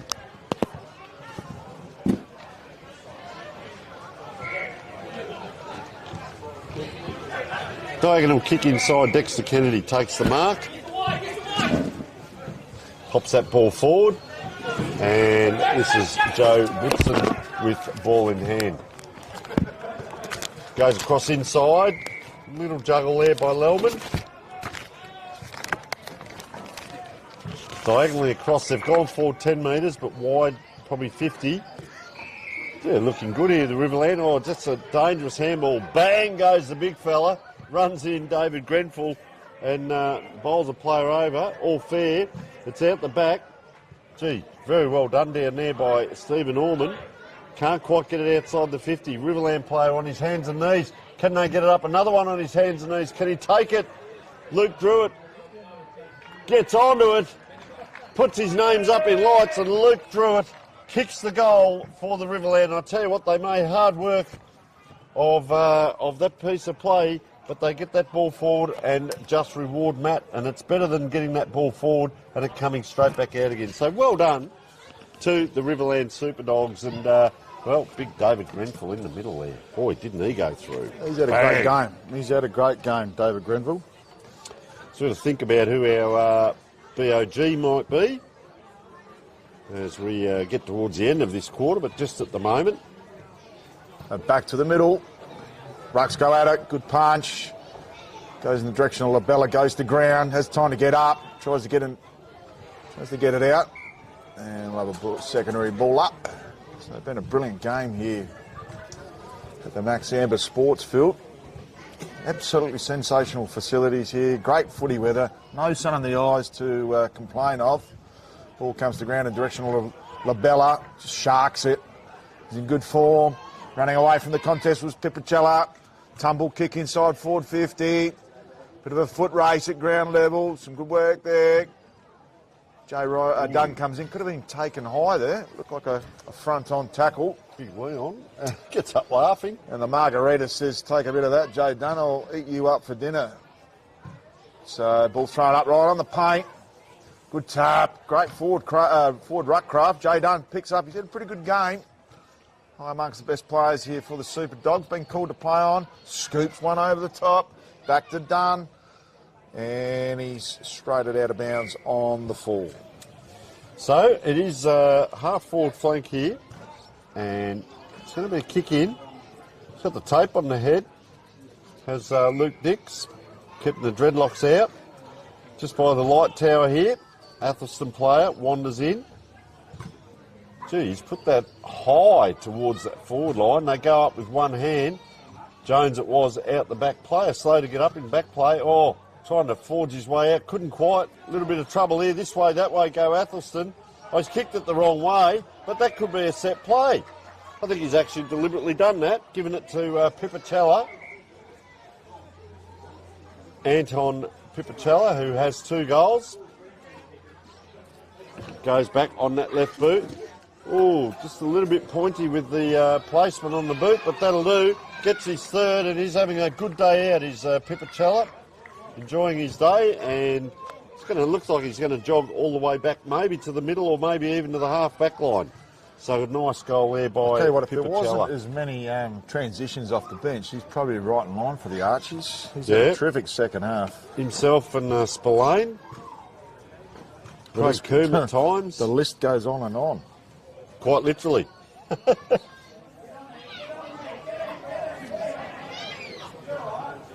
So a lot of calling out here in the crowd, and I'm thinking, oh, they're getting a bit excited, but they're just sending a little lad out to pick up the football. As, well, the wingers charge in now. This way, that way. Straight kick down the line there by Tom Deegan. Bounces over the top, so that is called an inside 50. Kurt Balderstone. He's battled well out there today. Players going after it. Paul Glassy really had a good first half. He may have been a contender the way they were looking, but just slowed down a little bit. Not himself personally, just the ball hasn't been around him. As that ball up, half forward flank, Athelstone end. Bobbles around. Watch out, here he comes. Luke Dix does get that handball up. Gee, he's got quick feet, Pipicella. Gets that ball in at the back. Big Leon Margaritas. Oh, handball's off. And just snuck it through, but the umpires, it's actually a free kick going the Riverland way. No one's real sure.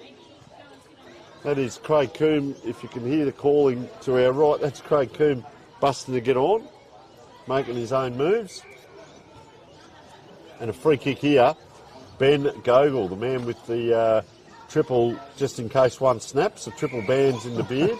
Jay Dunn, playing a very good game for the opposition, might get recruited down to the Riverland the way he's going. Oh, puts it up high for his teammate.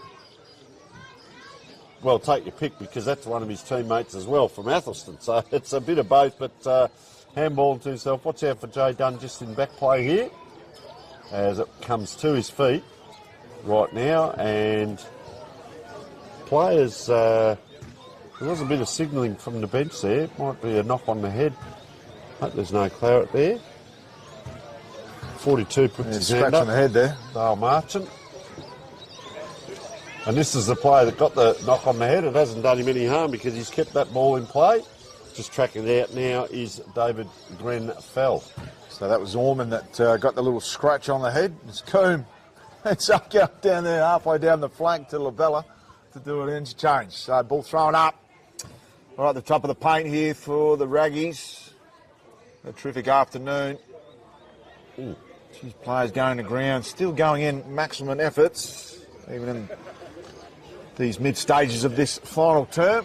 Jeremy Druitt, just a little bit proppy there in the orange boots. So good tap work there again by Merchant. And he'll have another repeat ball up. So plenty of petrol tickets being spent. Bit of holding on that ruck by Merchant. Just rips the balls, got Dix on. Some smart work there by Brennan. Been busy. Oh, lovely mark. Fortuitous kick. And a lovely goal in the end there by Nico Chung. And I tell you what, he did get the handball earlier in the day and kicked the goal, and they took it off him, so he does get just reward, Matt. So, look, it's a little bit of synergy there. Good to see just reward there. So well done to the Athelstone Football Club on that occasion. The Raggies up against, of course, Riverland Superdogs, who have played a great game themselves. I've liked a fair few of their players. David Grenfell, for sure. Shane Healy at times. I've liked Brad Gale. Colin Packer's really picked up in probably that second half, playing a good game as well. Luke Druitt at times, kicking that goal. Robbie J's out there having a bit of fun. Dexter Kennedy, the coach, up there in ruck. And Dale Ellerman, well, number 14, Magpie, also had a great game. Paul Glassy was the other one. So a good mix of players here. Just as we speak, there is Lellerman. Couldn't quite get it up. The players, well, they put the jets on, or the afterburners, but, oh, look out. Says he did look left and right. Luke Dix, he was trying to share that ball and got caught. Good chase down by Lellerman there. Nice left foot kick too, diagonally across the ground, up and down. Watch this bloke run. They won't catch him. Pipicella gets the handball out. He'll get it back. They won't get near him. No, he won't get it back. Now he's got to make hard work of it. Just trotting over the Riverland. If they can get it past him, they do. So Colin Packer now around on the right. Oh, Dix cuts between the two of them. Like threading a cotton through the needle it was.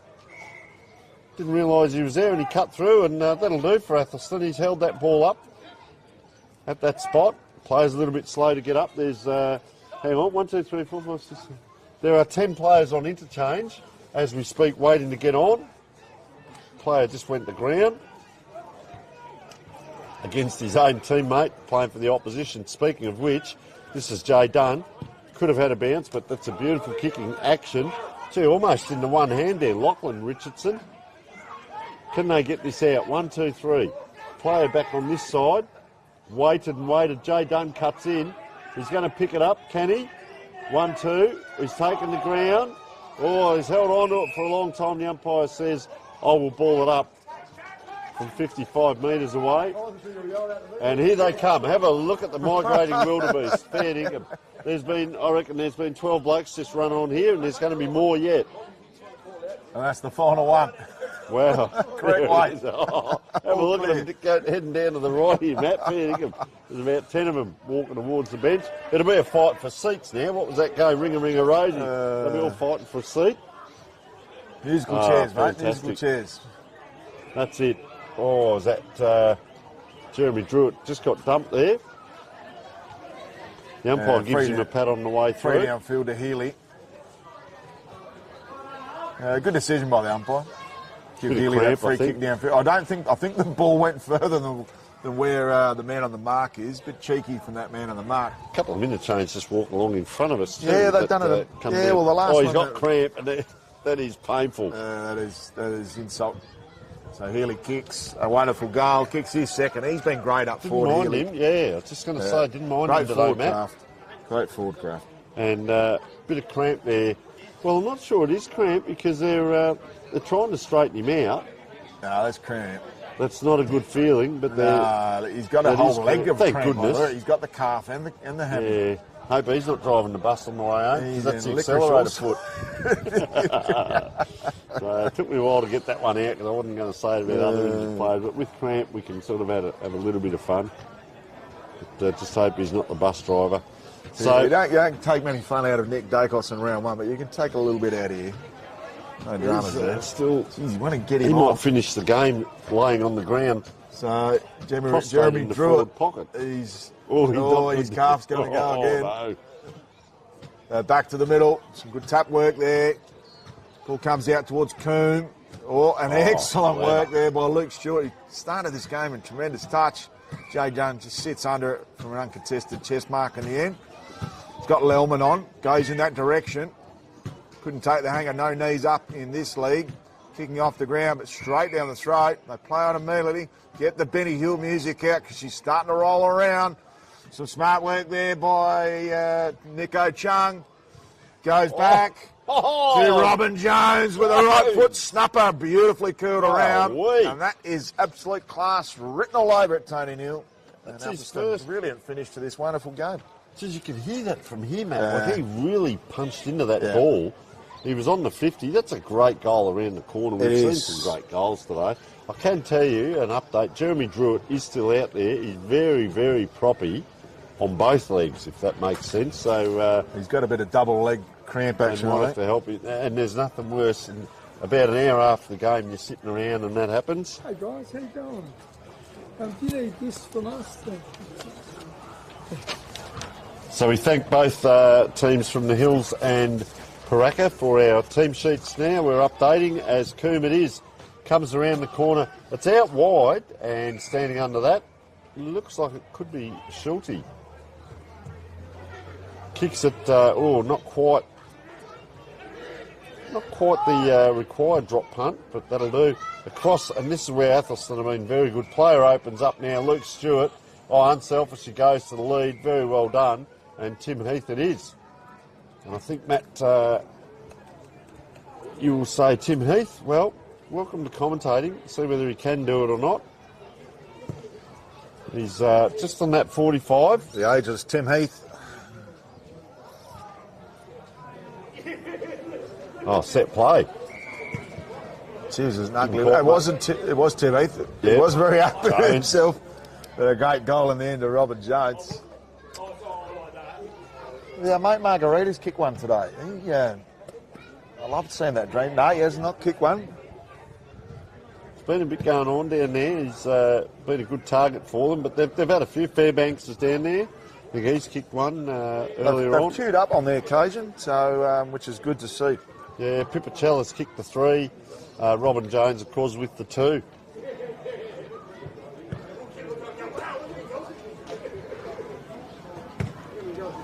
So ball back in the middle, can't be long to go, and the Paraka boys are keen as anything. They're down here in front of us. Up it goes. We won't say what was going on, but there was a few pre-game rituals, let's say, in preparation, and you probably wouldn't see that at local level too often, but the boys seem, let's just say, they seem up and vibrant and happy with themselves, as they would be. Excited to get out there and play. You don't lose that enthusiasm and excitement. As a ball up right at centre 40 odd. Kennedy runs in late, and it actually gave him a little bit of a falcon there. Couldn't quite get it done. He's at the back of this pack. He's now going to put the body in. Couldn't quite get there. Jay Dunn, just on the outside of this. Big pack forms again. Dexter Kennedy there, number 12, up against Jones, number 12. So will we see the 2 number 12s? It's anyone's pick. Have a look at all the players. No, it'll be Schulte there going up. Oh, streaming away is the Athelstone player that's filling in for the Riverland.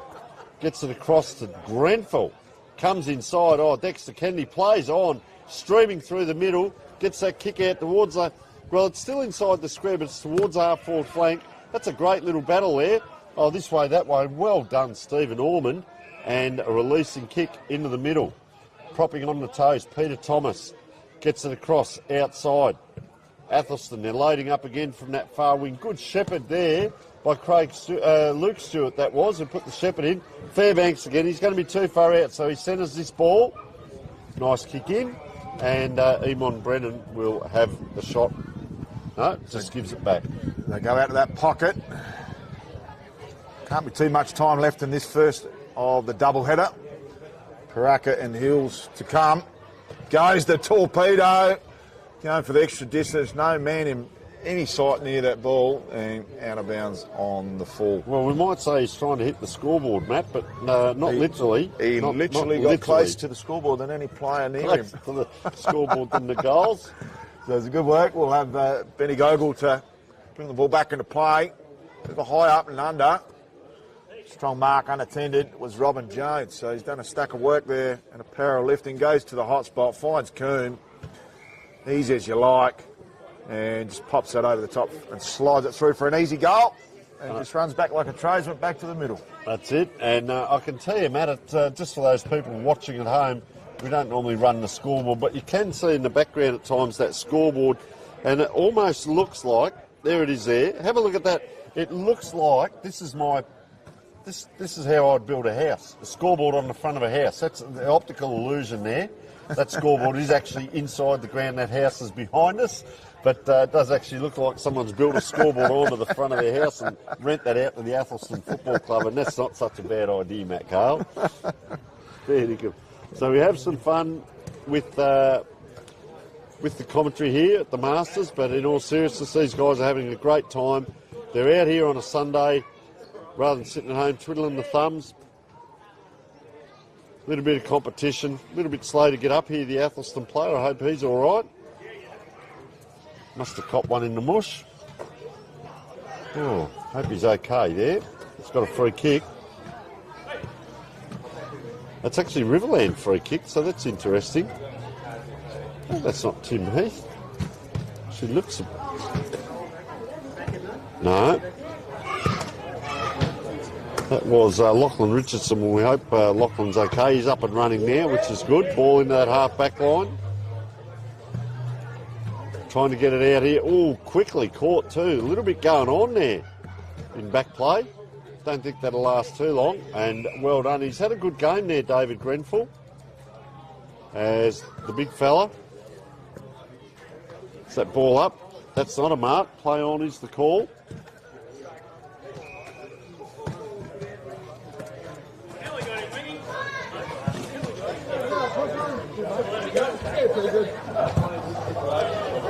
So ball up half back line.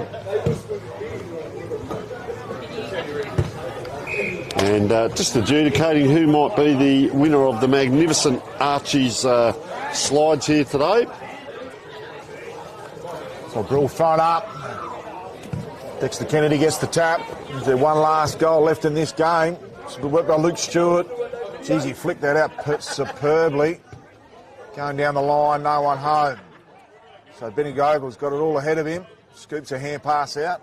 Goes there to our unknown 39. Gets it back. Benny Gogol with a 1-2.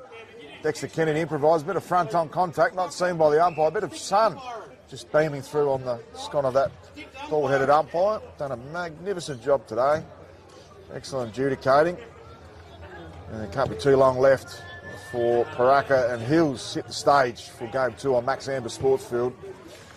Some lovely work at ground level. Lucas Stewart, geez, he's been impressive. Really good. They need to get him in the state team and heading to Darwin later in the season. That ball's overrun there and goes in opposite direction of Robin Jones. Planning up here, the Super Dogs. Benny Gogol gets himself in a bit of bother. Ball will be held up at right half. No, ball comes out again. Excellent work there by Nico. It wasn't Nico Junk. He goes in the direction there of Robert Fairbank. Great work from the full-back position and ends up with Gogol. So Gogol plays on. Coombe coming in towards him. He's gone the tunnel ball and knocked over the Coombe dog in the process. I think what the kids call it nowadays is nutmegged him. Nutmegged the Coombe dog. So Benny Gogol pulled out all the tricks from the top hat in the last quarter, including Luke Stewart. There's full time here between the Athelstone and Raggies and the Riverland Super Dogs in Game 1 of the double-header here at Max Amber Sportsfield. Very, very impressive game. And well done to both teams. We'll head out to the action very, very shortly. And we'll just get that, might go to a short break, Dino. Just a bit of a 30-second one. While I go out to the ground, we'll get our best on-ground player organised and our teams in place.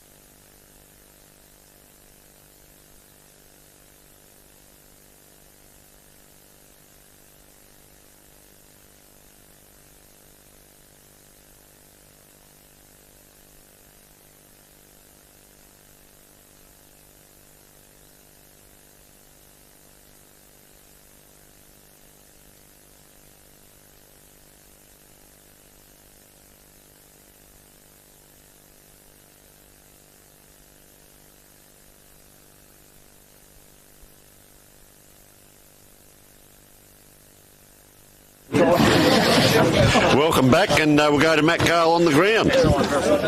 Thanks very much there up at the box there, Doladino and Tony Neal. Matt Gale down here at ground level. What an excellent game here between Athelstone Raggies and the Riverland Super Dogs. Tremendous game. Anton Pipicello, where are you, son? So, Pipicello, your beauty. So you get the Archies today. Congratulations. I'm not sure what size, but Collingwood 6-footer, size 10s. No, beautiful 9.5. All right, lovely. Pip, you got on the end of a few today. Magnificent performance, mate. Yeah, thank you. Our boys, once we get out in the open, we tend to play all right. So I was lucky enough to be on the end of those, so it was makes it a lot easier. Mate, impressive facility, as good as any SANFL club here today. Got the sponsors on board. Fantastic doubleheader to start off with. What's the feeling around the group, mate? You got 37 players. You almost have to knock a few back and send them down the road to the Riverland. I like our numbers. It makes it a lot easier week after week. So now we'll keep our numbers. Thanks. Guys, you got the benefit. You train twice a week, unlike a lot of other clubs. Got the fruits of your labour from a strong pre-season. We have been. Yeah, we've had a few guys out early, so it certainly helps the better players to get the ball. So. Thanks very much, Pip. We might move you along so we get some of those sponsors in. He wasn't one of the rowdies, was he? No. We're going to grab great mate of mine. Come here, Robbie. Now, we're going to get Robbie up a bit later. Give him a big clap, Robbie.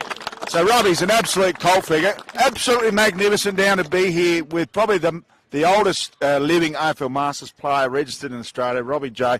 Thanks for joining us, mate. Thank you very much for the pleasure of the game and for being here. Now, I'm glad you didn't die of leather poisoning out there, but did you see the action much out there? Yeah, enough for me anyway. You realise not quite as lively as the younger guys.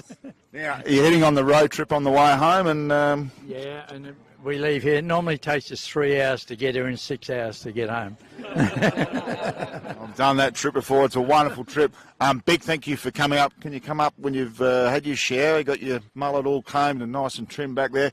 Come up and see us. We'll do more of an extensive interview a bit later, but thank you very much for joining us. Thank you very much for having me out here. All right, I want to grab one more before we finish up. There were some outstanding contributors today. The Coon Dog was superb in the pivot. Big Darren Spillane down the back, no relation to the deceased one from the Collingwood Footy Club. But I'd love to bring up Big Margaritas. Where is the big man? And the great steam train's coming through. No, we absolutely love calling you, but just wanted to get you on the end of a snag today. Didn't quite get mate. Yeah, mate, we're a team player, just trying to set up the lads. Unfortunately, didn't kick any today, just a number of behinds. You had a great day out, and what's been the best part of today so far, mate? Oh, just coming out, getting away from the family, having a kick with the lads. That's what it's all about. Speak to everyone else around you, and they say the same thing. So yeah, I think my missus is at home just as well, just quietly. So thank you very much for joining us. It's been an absolutely magnificent first game of this double header. We're going to bring back all the action with Paraka and Hills after these key messages.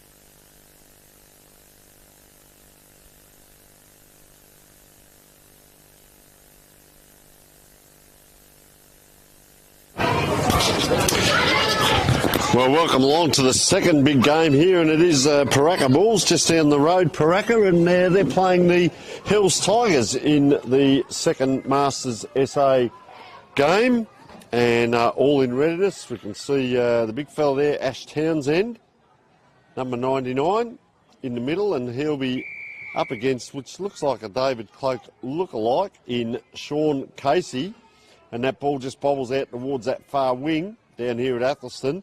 This way, that way. Could get a second ball up. Player dives forward. Interesting there to see. The Hills player went back and then came forward, so they might light up down the back line here. Going around here is Craig Barber. That's a high kick up anyone's ball, and under that is Chris Blinman. Had to stand a long time under that. Surveys the area. Gee, puts it up high to a 50-50. Trying to shepherd the fall of that ball was the Paraka player, but the Hills, see, that's very calm out there. Watch out for Noonan out the back. I've seen him play a long time up in the Hills football. Very good footballer he is as well. As they get it across now to Matt Perryman. Kicks into that half forward line. And nice grab taken by Michael Huggard. They got one down deep. Huggard goes in that direction. Lovely way to kick. Does it go the distance? Takes a left-hand turn like you've never seen before. Some good work there, ground level. Bit of a nose poker on that ball there from Reece Kerr. So sitting under it is Vinnie Luke. Plays on immediately. Comes towards our broadcast position. Not a lot on offer. Should be chiming in there, and it is Terry Watkins. Plays on immediately to Bailey. Couldn't get it in his direction. Bailey goes in with a secondary effort and a tackle. And Ash Townsend sits under it. It's under 40s representative for the SA team last year over in Perth. Just drifts one down the line. Clever kick, And wasn't it? finds Marty Chris Blinman. And they've chimed it in, so I'm not going to try and pronounce that name just early, Tony. That's but Chris. That's just the Chris. So some good work Chris there, Macker. ground work by Noonan. They're starting to queue up. They go through the middle to Perryman. Good mark by Perryman. Loves a goal. They go out wide. Beautiful kick. Oh, the boots. It's a Richmond old-style boots boots. from the 80s. Goes to the hot spot. Beautifully weighted kick. Chumming in out the back there. We don't have that number 30. Oh, we do have the 35. So Ruggiero. They go through the pocket. Ooh. And just holding on for dear life there was Craig Barber. So Barber it is. Just going to release off the half-back line. It's been a quick start to the game. Nice little chip kick, and that's what you see. Great skills as well. So that kick comes across. Down that far wing, just down the line. Trying to shepherd that ball was Townsend to a dangerous position. He gets it. Oh, it's taken down. So the bigger they are, the harder they fall, we used to say. The ruckman, get him to ground, and that's what they did. And he's come up with the free kick, getting a few touches early is Ash Townsend. So let's just have a look. Oh, just pops that ball very short, made it hard for his teammate there in Tong Lu. There's two Lus, Vinny and Tong. So Tong it is. Not able to get to that ball. See jogging in there, Terry Watkins, number 2. Number 3, well, we've got a break, is Chris McComisui. It's not like chop suey, but Comisui. This way, that way. Player in black socks, player in black and yellow socks with black boots. Gets it across towards Noonan with the socks up. Number 11, Simon Noonan. Penetrating kick in. Have a look at that. Get on the end of that kick. He's not far out of senior football, Big Noonan, so knows his way around. And that was a nice kick, 45 out for the Hills. So Marty Pole, might be too far out to score, goes to the pocket, well-weighted kick. And we can't quite pick up that. It might be 2-11s. That is Simon Noonan. So Noonan just drifts one inboard. Matty Mays, maybe. And 71. to Marty Pole. So Pole, much closer to home on this occasion. Shouldn't have any trouble with the distance. Man on the mark. About 30 from home, gives it everything, goes to the right. No mark taken, still in play. It's good work at the top of the square. Geez, they're calm under pressure here, Paraka, but the kick not so much. And Vinnie Lou will hold that onto that. And on the mark, just encroached on him, pushed him on the back foot. Got a couple of players on, got low there, ignores that target. Goes to a one-on-one. Geez, that's a great mark in the end. Down low. Wow. Fantastic mark by Huggard. And Huggard camped up against the boundary line as a player on there, Noonan. So there is 2 11s out there. Might need to clarify that at quarter time. So Huggard right up against the boundary line. Difficult kick. It's going to drift short. And that's a minus score. I will say Noonan, we can tell, certainly, he's a good sized lad, but the other lad, if it's an 11, he, I don't know whether you're allowed to say it or not, he's over 35, but he doesn't look old enough to have a licence, Matt. So work that one out. He just looks like a young colt out there. That lad, he's kept himself very fit, trotting around. He's got the yellow boots. There he is in the middle of the ground, right behind the umpire there. So let's see what they do with the kick in. Here it comes. Nice set of jukes there. John Taylor couldn't quite take it. So we'll just wait for this player to turn around.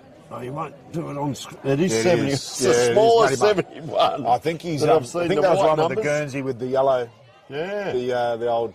They might need to Head go trainers to tape over through the one. They might need to go to the work locker and get them sublimated. Get another jumper made for the lad because it's a totally different jumper to all the rest.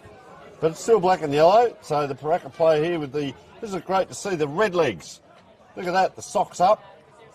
Blue banding around the outside and the white away jumpers. Noonan comes in, tries with the one hand. Fortuitously it bounces up. That ball spent more time on the ground than up in the air. Now it's up through Lou into the middle. Oh, the big one hand by Ash Townsend. So Townsend started well. Had a good pre-season. Goes to Harker. Just runs away from a would-be tackler. Guess their first time also almost inside forward 50 here. So Lou goes to the pocket in the direction of Wing. Wing needs some assistance. Has plenty of time. Umpire gives him an eternity. Comes back trying to get that number 8. He wrote his name in cursive and I couldn't quite read it. And the ball's held up there at left half forward for Paraka. Well, you're in trouble if you can't read your own handwriting, Matt, but that's life. As ball on that far side. Up it goes. Anyone's ball on the ground. Noonan flicks it out. Number 5 is Paul Woodford. Into the middle of the ground. Plenty of space here. Quick handball. Here he is. Matty Mays. I'm not sure that he's not the... What a fantastic he juggler. might be the mascot that's just come onto the ground. I say that respectfully because, geez, he can go all right. And that's a nice kick by Watkins in towards goal. Bouncing. Has it gone all the way? Oh, it's a comedy of errors. No one wants to pick it up. He's kicked that into the shin. Yeah, it's a goal. Or the boot of the Hills player, and that's a goal. Yeah, that's... They've let it go, though. Well, I can tell you why, because the phantom goal umpire's down there. There is no goal umpire. Invisible at both touched. So come out to this broadcast side to Reece Kerr. Easy mark, unattended. Plays on. He's got a couple down the line. Been the best passages of play so far for Paraka. Can they keep it in? They do. Ball smothered. A great contest here, 2-on-2. And Trickles off hands and out of play for a boundary throw-in. So fierce opening stanza here. Both sides finding their way around. Townsend go up against the David Clote lookalike. So a couple of battle of the heavyweights. Some good work by Mays. They come back, good work at ground level by Noonan. Can they keep it in? Chris Mack goes to Sean Casey. They work well here. Robertson goes inside 450. Couldn't take the mark at ground level.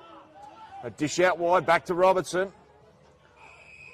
And Traw unlucky not to just double grab that one there. And Trick was out for a ball up right on the 50-metre arc. Sean Casey, the David Clote lookalike. Jeez, a big figure. Got pushed out in the ruck there. Casey got one in the jugular. And the recipient of the free kick. So he pushes back. He's got a couple on the 45. And that'll be Mays with the old Richmond boots from 1982. Oh, geez. Pops one over the top. Jeez, it was a clever kick, but risky at the same time. Some good work out there by McLeod. Still battling away there, McLeod. Up against Starling. And Mays is back in for a secondary and a third lick of the ice cream. So he's played well here, Mays. Clever kick. Tied it up well there. Yeah, he did well to Starling. So Starling at right half back. He's got one on very, very short in Mick Emmett. He's also a state representative. He goes longer down the line. Oh, The old-fashioned coat hanger on Andrew Bailey. Wow. I don't think it is Andrew Bailey. We might have a... Might have been... No. Craig Carter. Yeah, it was Craig Carter. So he pops one over the top, finds Perryman. Perryman plays on immediately. Geez, they're queuing up here at the top of the paint. Easy mark to Noonan's, drifted forward. Has another player on in Watkins. Watkins plays on immediately.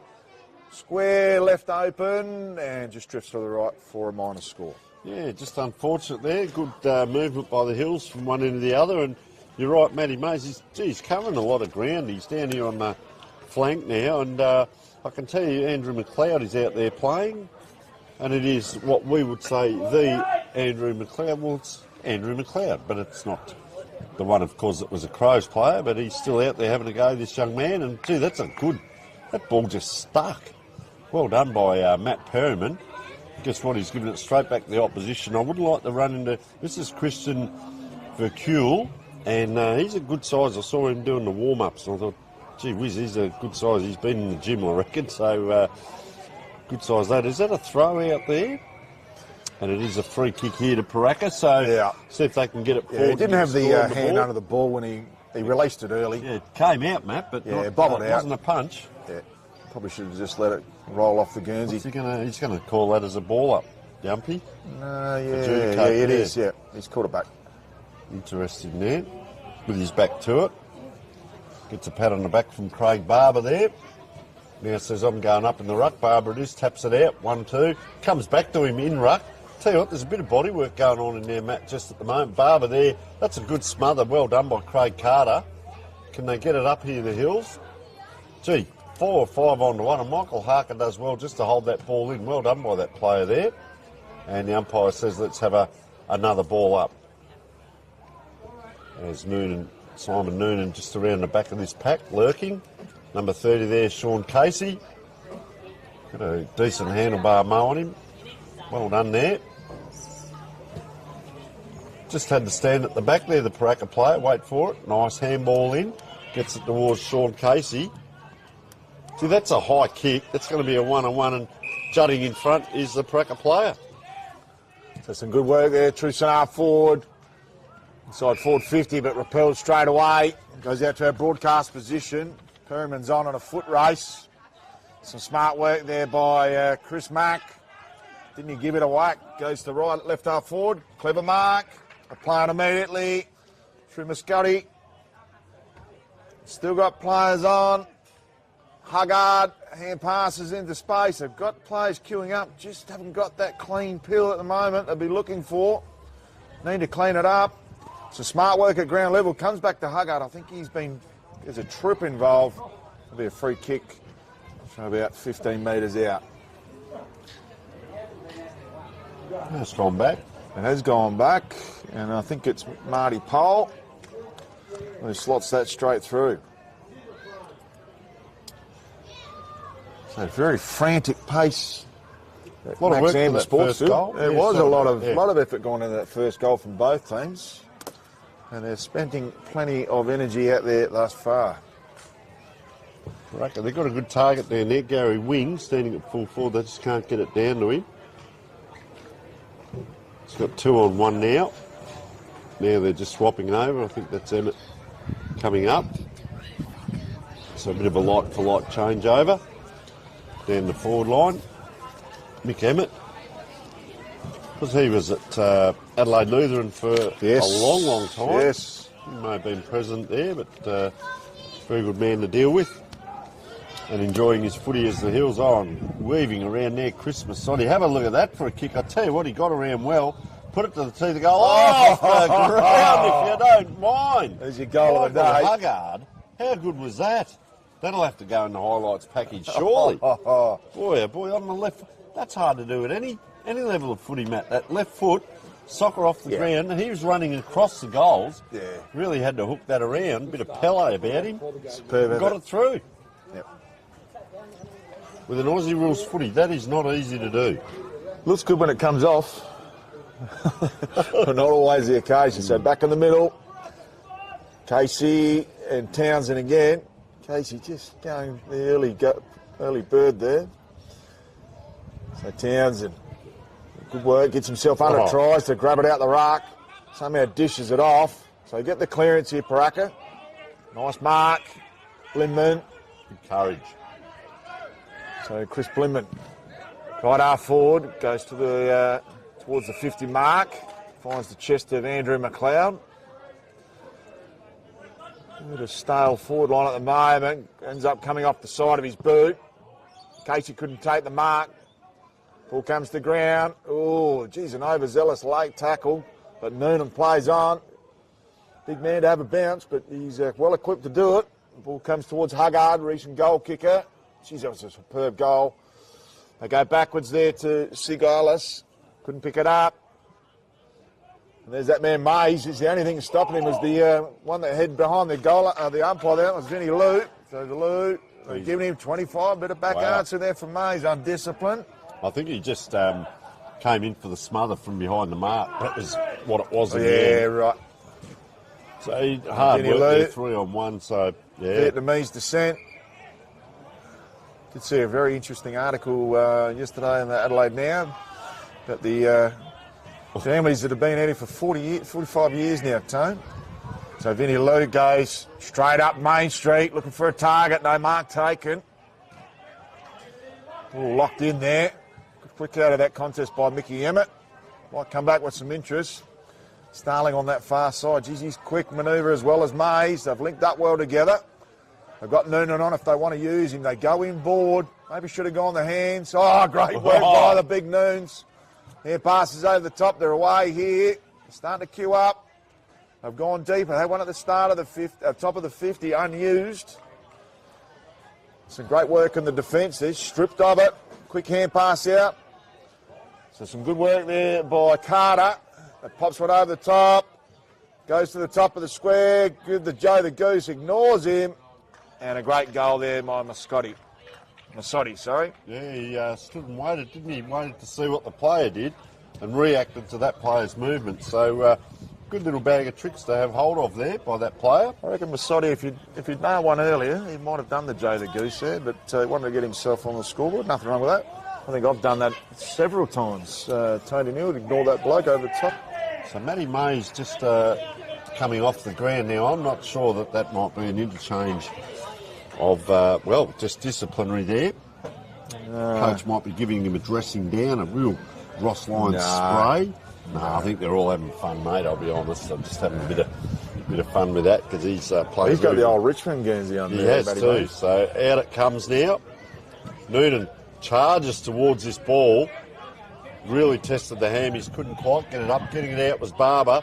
This way, that way by Pooraka. Get it on the boot, son. Pressure comes. That was actually intentional. Went the wrong way to get it to Noonan. Gives the handball out. The big ruckman on the left boot. That's a slow spinning drop pump. Watch out for the magpie in the middle of the ground. Oh, charging out. Well done there was Craig Carter. Gets it across. Starling now. Plenty of time. Gives it back to Carter. They're waxing. 1, 2, 3, 4. Not quite over the man on the mark. Well chopped off there by Ruggiero. They're back inside now. The Hills, they square it up. And that is a great kick. Mark Sigalis again. Very clever vision there. A little bit of work done off the ball there, Matt, to get that ball in for the Hills and just squared up. Many of us might have had a shot. Yeah, very disciplined, great approach, and that was magnificent vision. So Mark Sigalis, holding that ball very end on there. He's a left footer.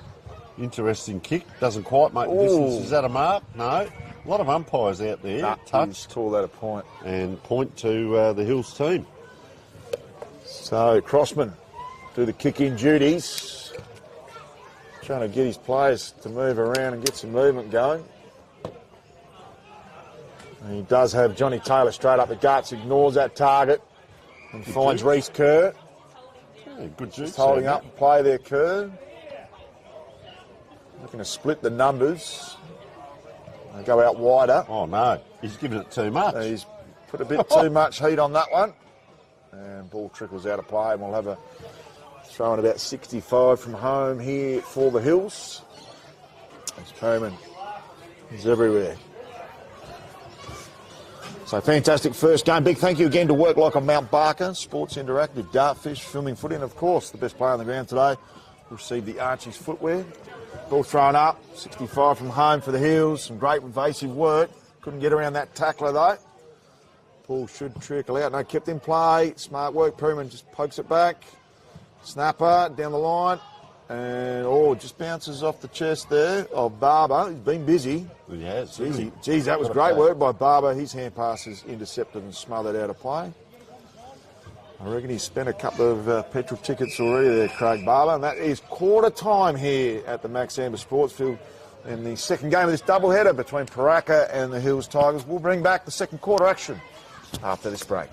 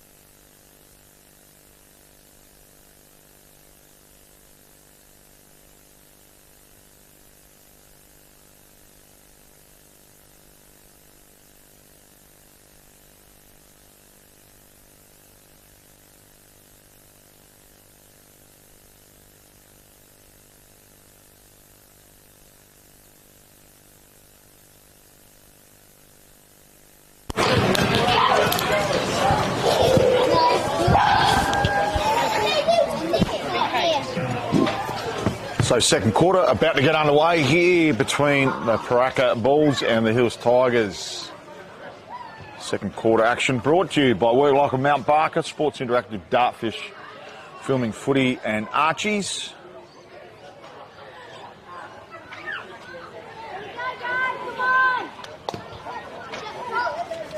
Scintillating first turn, plenty of speed on the ball, hard hitting. It's been a great start here. So second quarter, we'll see the Hills kick to the right of your screen, Paraka to the left. Ash Townsend in the ruck, up against Sean Casey. Been an enthralling clash between these two man mountains. There's a little bit of nip in the air, Tony Neal, as we about to get underway in the second turn. The shadows of the grandstands here of the Athelstone Footy Club just starting to peer over, and that winter's not far around the corner. You can feel it in the air. Umpire holds the ball off, and it is, Matt. The ground is bathed in sunshine, very picturesque, but it is a touch cool now. Went down to the Pooraka huddle just to have a bit of a listen and get a jumper number, and they're all pretty happy down there. It's quite buoyant, mate, and that's what we love. We talk up about the Masters and how important it is as Noonan gets that handball. Geez, he had to work hard to get that back. He's going to be tackled at the last minute by, it's almost his twin brother. Is that a trip? It was. Yeah, called a trip. That was a good battle, though. They ran probably 30, 35 metres here, and that was running at full speed. So just gives that ball off, and nice little chip kick across. That was a good battle between those two players. They're probably going to come over there, going to pat each other on the back there. Really good battle as Taras Myajak lining up for a shot at goal.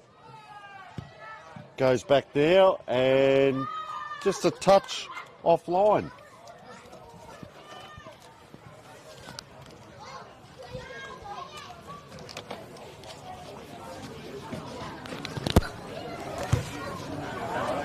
Just get our broadcast positioning back up, the technical difficulties. No, all good, Matt. Just getting the microphones ready because you've got a very special guest in a moment, as that ball just on that far side there by Paraka.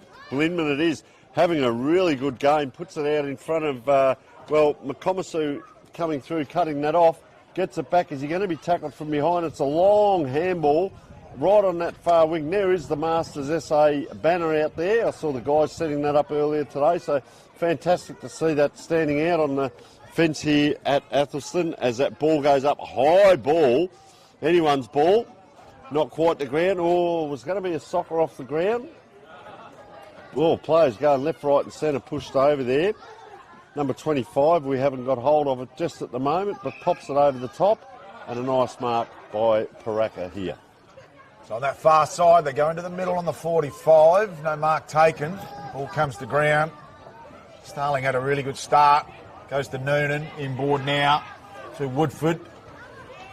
They go up Main Street, lovely mark by Chris Hill, and goes to the pocket. An easy mark in the end.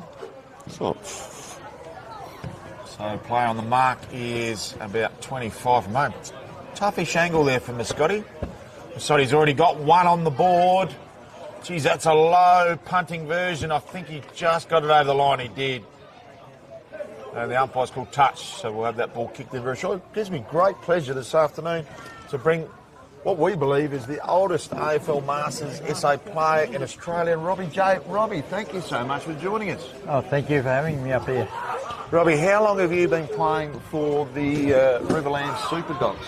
Well, it's a strange story. I started training with them in 2013, and in 2016 I never told my wife that I played a game in the Hills because I was short, the other side was short. We were short of players, and I wanted to make sure everybody that was there got a game. And then at the end of 2017, the last game, I went up to one of our leading men, Shane Healy, Rowdy, and I said to him, I'm going to play the last game and I'm going to Geelong. Yep. And he looked at me as though I had something wrong with me. So how many years have you been playing footy? Not a lot. I mainly did walking and stuff like that during my life. I played rugby league early in my life, but not a lot, probably 60, 70 games, because I was an itinerant. I moved around, but I played in Miles. I played for Bribie Island, a full season for them, And then I came down here and I did 5 years. We played sanctuary football, 90 to 95, and I actually played 100 games of it. And you just turned up Sunday morning, and some of the guys were coming home from parties and everything. Yep. And we only had the one set of goals, and you weren't allowed to be playing football, and we just all used to run it down and have a kick.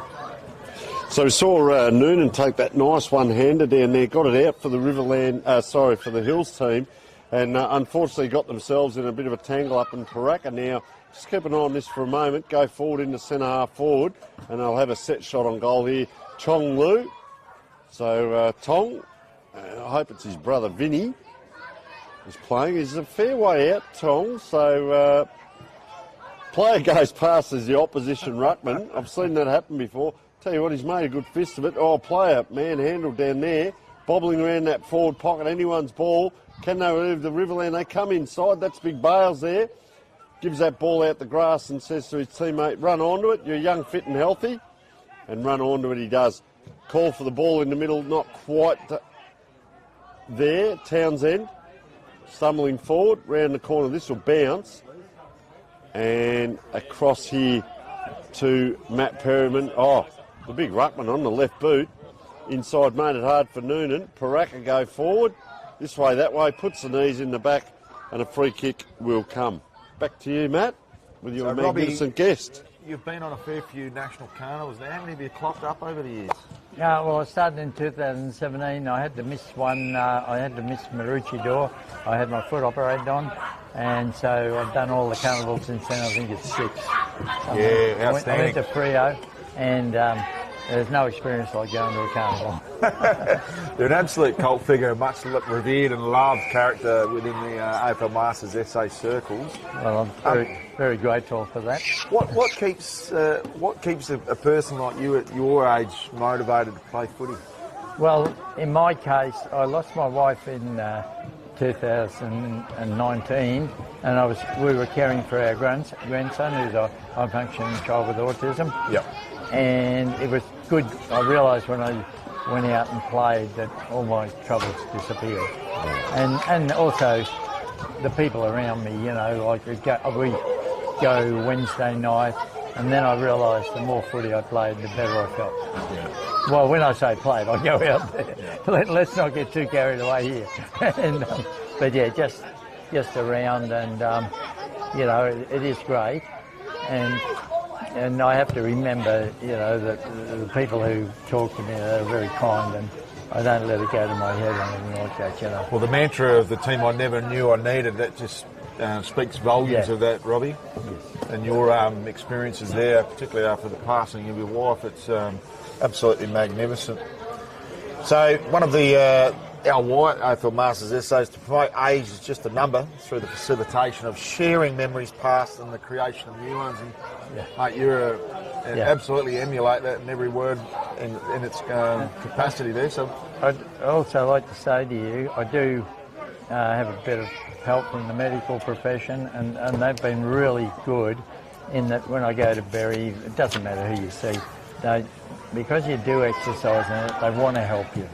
And I really think, you know, when people want you to be well, and when you want to be well, I don't know, somehow you can get out on the footy field.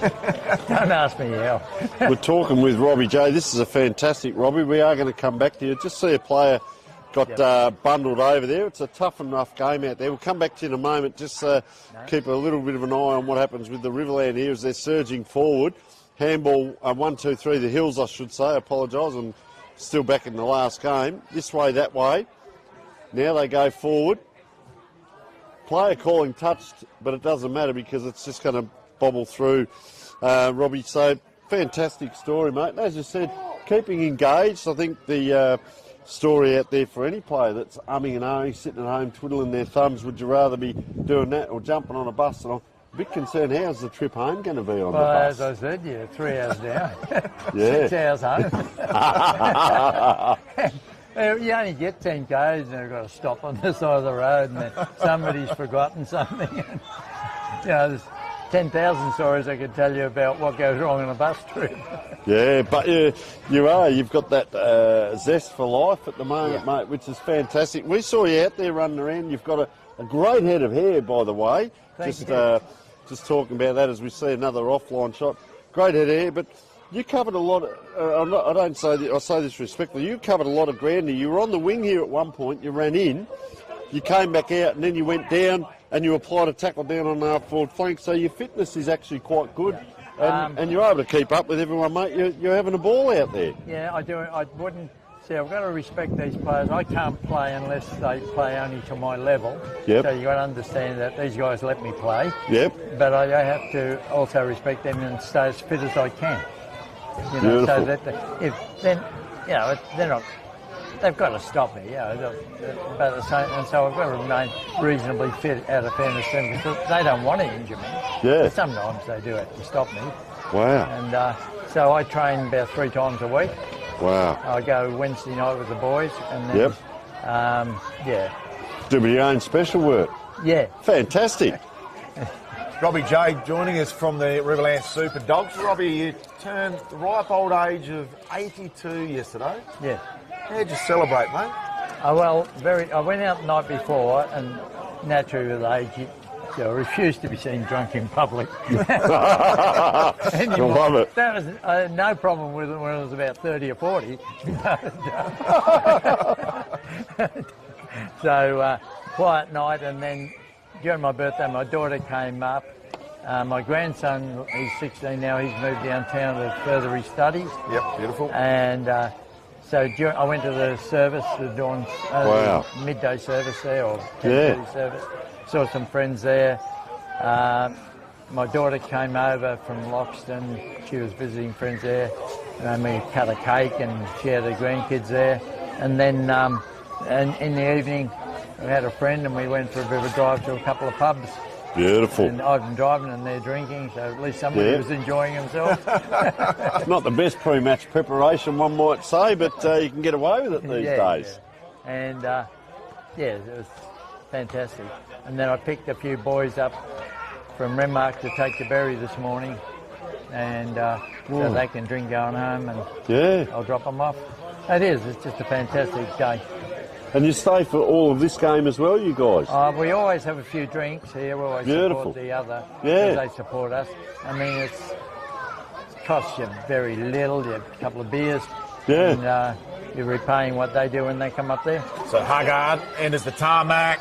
Kick one in the opening turn. It is a mung if you've ever seen one. Halfway up the post for a point. Robbie J, let's sell the AFL National Masters Carnival at the end of the year. What keeps you and others keep coming back? You're a much-loved person that loves these tours.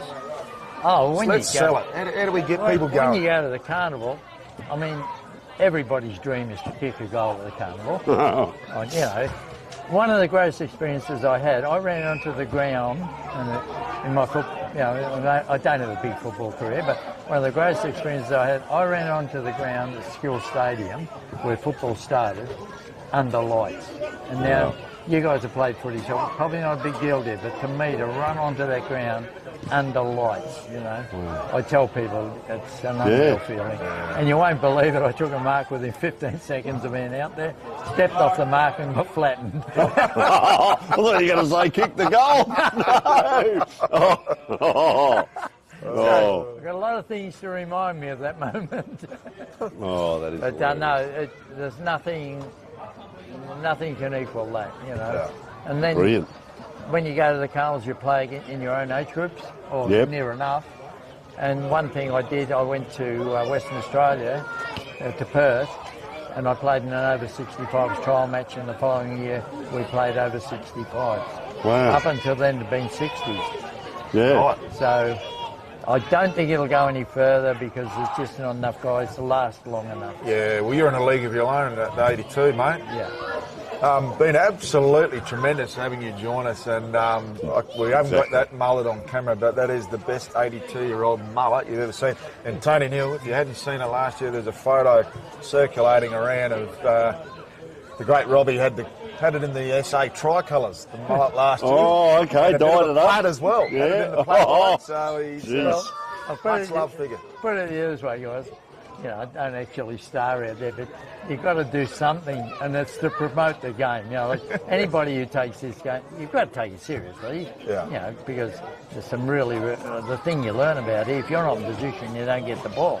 Exactly. But at the same time, you have fun, and it's, I guess, my way of contributing. I mean, I'll do anything I can to promote Masters. I'll be honest. Well, you're a fantastic custodian, if you like, of the game, and you know, we wish you a long career. Keep going, you know, because I used to say to my mates, I had to finish at 30 because of wrecked knees and everything, and Matty came after me. We played at the same club, of course, and you know, we talk about our stories, and Matty still plays, but when you stop, you're a long time out of it. You know, I miss it every day, and here you are still going. There's blokes like me around that go, wow, good on you, we envy you, but mate, you're doing a great job out there. You're representing your area, you know, you're representing the Riverland as well, you represent your state, you're out there, you're playing a good brand of football and you're enjoying it. Yeah, the other thing, it overwhelms me because I'm not a football, you know, really a football. It overwhelms me when I am acknowledged by my peers, you know. Yeah, fantastic, really, mate. Yeah. Don't get me wrong, it's just a great feeling when your peers come and go. Brilliant. Great goal there to Johnny Taylor from Paraka, and we must say thank you very much. That an absolutely fantastic ambassador for AFL Masters. So Robbie J, thank you very much for joining us, great legend. Thank you for all you've done. Oh, no, you're right, mate. No, thank you very much, and safe travels. I'm looking forward Thanks to seeing very you much. later in the Travel season. safe. Yep. And come together round, and later in the year in Darwin. At Darwin. Robbie J joining us. You can see I'm not a meaty. No, fantastic. So that was fantastic, Matt, to get Robbie up. We wish him all the best and a safe trip home, and what a marvellous job you're doing, Robbie. Fantastic. As back to the game here, but that's what we do on commentary. We get our guests in, and just fantastic to hear that story. And you know, if there's someone out there wondering whether I should or shouldn't get involved, and I think the emotion of it, Matty spoke about losing his wife, with all due respect, and this has almost been his saviour, which we understand. You know, for a lot of people, they're playing for different reasons. It's not just to come out and have a kick and a catch and play football. There's a lot of other reasons behind it, and this is just fantastic that people like Robbie and many others have all got stories that they like to share with us. Great mark by 25, I think. We don't have his Guernsey at the moment, the 25. So there's a switch on. They go out to Johnny Taylor, recent goal kicker. And Paraka looking much more settled in the second term. Goes in the Ash Townsend direction. Not going to make that. He's off to the races there. There's the Chris Mack. Dodges, weaves, and made that more difficult than it looked. Go ground level. Oh, not making its target. There was the hand pass between Carter and my jar. Bit of body work going on, Matt. Plenty of bodies flying out there. Quick out of that contest by Blinman. So Blinman drives it right into the heart here of the Max Amber Sports Field. Great pickup. Jeez, he got ran down there by Starling. Oh, clever hand pass. A little bit too much heat in the kitchen. Strong tackling. Umpire says my ball. Almost in the heart of the Max Amber Sports Field. Gee whiz, it's just gone up a notch there with both teams. And I'll tell you what, we talk about coming and having a kick and a catch. I think these blokes are playing for a little bit more than a kick and a catch when you're watching it. They're fair dinkum having a go. And Hill's in front of you. They're streaming past. Ignored there. It's a long kick. I'll tell you what, that is a long kick. Over the back fortuitously. Matt Perriman wanders into goal, and I'll tell you what, the Hills are on here. There's a bit of feeling in this game, and they've just picked it up a notch, as we said, and they are pretty much celebrating all around the players here. That was a great goal, wasn't it? Long kick. Yep. So it must be close to half-time. Second game of the doubleheader. Brilliant game up first with Athelstone and the Riverland Super Dogs. And how good was that, speaking to Robbie J, the 82-year-old, who we believe is the oldest AFL Masters player in Australia, which is extraordinary. Very privileged to have him on the call this afternoon. Townsend gets the tap, comes to ground. Bailey's been extremely busy this quarter. really starting to ramp up his involvement in the game. So Townsend again. Jeez, he's rucked well, the big man. Over 40s representative for the state this year. He gets it again, comes back for a second and third lick of the ice cream, the big man. Ball comes to ground. Nice little sock off the ground towards Noonan, who's gone behind the ball this quarter. Clever kick off the ground. Goes in the direction of Mays. Well picked up in the end by Barber, who was very busy in the first term, right on the top of the paint. He'll be too far out to score there. I would think our Phantom 25 just pokes a little one over the top. Clever kick, well weighted. Just taking it very safely on the chest. Put the hand up too to acknowledge He's got someone. the fingerless glove on. Goes to the pocket and should drift out on the park bench on that far side there, Tony Neal. Might be going 10-pin bowling after the game, Matt. Still looks like that scoreboard's in the front yard. It does. Have a look at that. There it is. Yeah, what a spot to be. Even got a little outhouse there if you want to have a kip. But, well, umpire's going to call for this. He says, I want to ball it up. A lot of the players have actually gone back and set up. I can tell you there's a lot of players around the ball just as we go to half-time because there was only one set of players 30 metres off and the rest were all around that ball. So, fantastic game here at the moment between the Hills Tigers and the Paraka Bulls, and we will take a short break for half-time.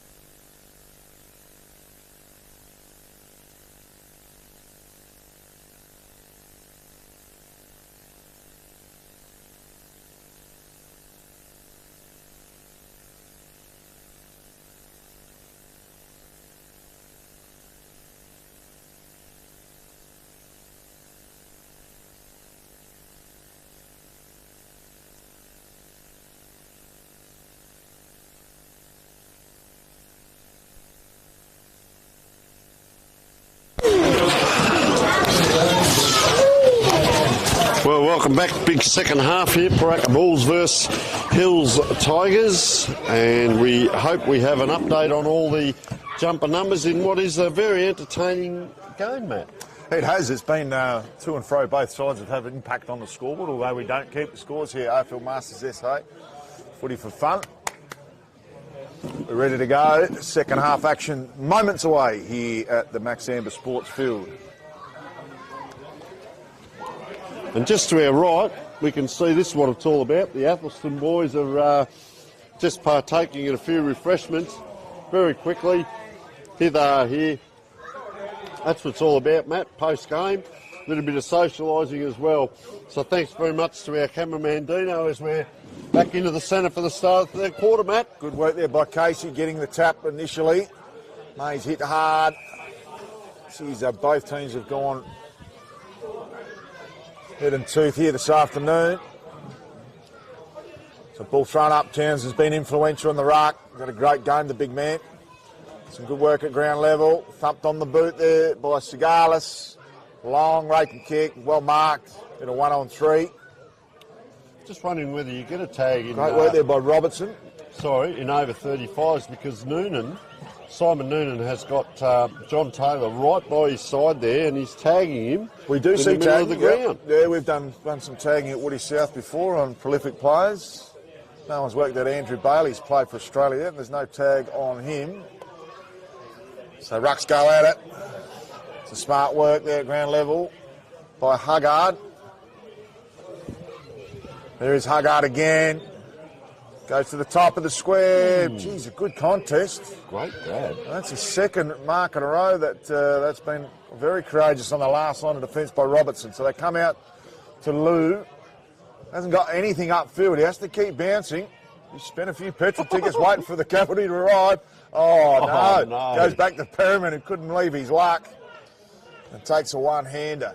So Perriman has good smart forwards do. They drift towards the middle of the field to try and get a better angle. Umpires all over him there and bringing him around, as you should. So Perriman, renowned goal kicker. Stayed over 45s last year. Goes off the 2 steps. Lovely looking kick. He's got the aid of that breeze.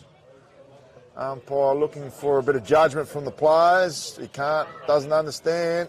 The Paraka players. And I think that's a goal. Goal umpire. He's not happy either. No, player. No. There's no goal umpire, so the umpire has to call it from 30 metres out. Yeah, there's no scoring, so it's a bit of a... At the end of the day, doesn't matter. Exactly. But does that go as a score assist to Tong Lu? Because he gave it back to the opposition, Matt Perriman there. But you did see he got in trouble. He did the first bounce normal, and then the second bounce, he was almost that basketball bounce where he stopped and bounced, and it came back to him. Yeah. You could see he turned inside. He was doing the right team thing, and unfortunately couldn't quite get it on the boot correctly. But that happens. That's a blemish, and you get back on with the game. Didn't have the cavalry support there. Back to the middle with Tony Neal. So, ball in the middle. And that's Tony Neal in commentary, not out on the ground, thank goodness. So bobbles around. There he is, getting in Simon Noonan, and you'll see as he stands up right next to him. There he is, number 12. John Taylor is tagging Noonan, and he's right next to him. Noonan's probably got about 6 or 8 inches of height on him, and probably that in kilos as well. As that ball comes out to him, he's going to attract the crowd. There it is. Gee, if one doesn't get you, the second one will. Marty Poole took him to ground. Play on's the call, up and down. That's a good set of jukes out there by Matty Mays, our man in the yellow boots. Gold, gold, gold, and he tell you what, he gives it straight back to the Robertson. Opposition, who was just having a bit of a tete-a-tete with the umpire about that goal being scored. Oh, this way, that way. That looks like McLeod, is it? It was. Went to ground. He's quite quick on his feet, couldn't get it out. And the umpire has called I think that was a throw, a flick pass out the back of the hand. And Andrew Bailey, sorry, that's not Bailey, that's Chris McComasui gets the ball down. You see a lot of this, it's been good possession football, Matt, 2 or 3, and then the turnover will come. So Perriman goes with a driving board inside forward 50, ball comes to ground. Stack of players there. Yellow card. I don't know what that was for. I think it's for mouthing off on a number of occasions, Robertson. not happy with the language and zero tolerance, I think he's trying to tell him. So Robertson will have to... Still a bit going on. Yeah, he'll call him back. A bit disappointing because Robertson's been the pick of the defenders back there, and he's been a real rock of Gibraltar back there. It'll be a free kick, and it looks like it's Michael Haggard with ball in hand. Didn't actually see. Well, there wasn't a lot in that. No, it was just a continuation. We'll leave it. Look, leave it there. He'll come off. He'll cool down, and we get back to the game. So Haggard, man on the marks, 35 from home, goes a lovely little chipper over the top through the hands there of the full forward. Perriman to come in, but some good work there by Vinnie Lou. Almost getting tackled there was Crossman as he's about to kick it. It's good body work on that far side. Could come back with a bit of interest. Datsun couldn't hold on. So fierce ball at ground level. And hasn't the pressure meter risen in this, what would be a premiership quarter? Jesus, some good dodging and weaving there by Haggard. And they're away here, Paraka. So Lou takes the mark. Tong Lou. And he's given 25. It's a little bit undisciplined here, the Hills, in the last few moments. Umpire keeps saying, come with me, come with me. And Casey's been told to stand at true centre wing. They switch it quickly. And JJ goes in the middle. Strong mark by Noonan, plays on immediately. Coming back with some degree of interest. Pops one over the top. They're queuing up here. Got one over the top. Sitting in just in front of the goal square there is Woods. And he'll go back. Oh, he's gave him the old Joe the Goose. Ooh. Interesting kick. And safely finds the chest there, Sigalis. Hang a long time in the air, it did, didn't it? It did. So Sigalis, been a strong body of work in that first half. Leans back on that one and just gets over the line for full tote. Nice goal there, Sigalis. That's what you call a team goal because they massage that ball down into the flank and then maintain possession. You saw Paul Woods come in on the angle, didn't think he could do it, so he just popped it across, and good team goal by the Hills Tigers. And I'll tell you what, they're putting on a pretty good show here today, I'd suggest. Just getting on top. You can see, that's interesting. Simon Noonan's getting tagged, but him and John Taylor just pointing at a couple of things. I don't think they're talking about curation in there, but just the way they were pointing, it looks like they were looking at the end of the grass and this and that and the other. Paraka now get this ball out.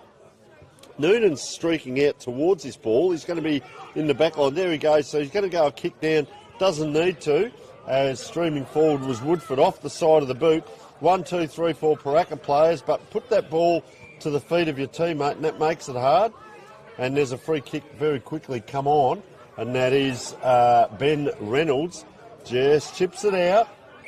Craig Barber had a very good game too, Matt Barber. I've liked his game, but gives it straight back to the Hills. They're streaming out here on their own. 1, 2, Matty Mays, number 71, and you are correct, that is tape. Pops that ball inside. The gold boot's working well. Oh, number 7 here, Taras Myerjack goes long. 1, 2, wow, he's had a good game too. Matt Perriman, really good game. Around the corner, it's not quite going to come back. Michael Haggard from a long, long way. He's had an exceptional game, Michael Haggard, and he's in the running for the Archie's footwear best player on the ground honours. So Paraka, can they get that ball up the other end? Go straight up the guts. Great kick. All chiming in. An excellent mark is Terry Watkins. Courageous mark. Yeah, what's courageous mark? Player on the mark is probably 45 from home, so very testing type position to take a shot from. So Watkins is going to have to kick it from right on the 50-metre arc. It's just inside. Won't go the distance. It's the punch and we'll go through for a minor score. Didn't quite hit that correctly. Bit of a breeze come up now. It is going right to left, so it is going to the end where the ball is right now, where the Hills are kicking to. So they'll kick into the breeze in the last quarter. Paraka clear that ball with a nice little pop out there. It's over the far side. 3 players all look the same there. Socks down, no hair, and a little bit of a beard. And guess what? There's another one on that far side, comes inside. That's Ben Reynolds, getting a few possessions to John Taylor, the tagger. Watch out for Noonan. Noonan's taken off. He's just on the inside of this kick, so he won't get to this one. And he won't need to because it's cut off by Paul Woodford. He's been good down back as well, Matt. Good game down there. So Woodford goes down the line. Plenty of players on that far side. Umpire calls my ball. Here's Noonan now just coming in. I was sort of a bit distracted by that. But he's on the back of this pack, and I'll be honest, John Taylor's done a pretty good job on him. Held him back on some of his possessions. Certainly has. So good tap towards the centre of the ground. Some great chain of hand passes, a high up and under. So going to go just short of Bailey. Good take.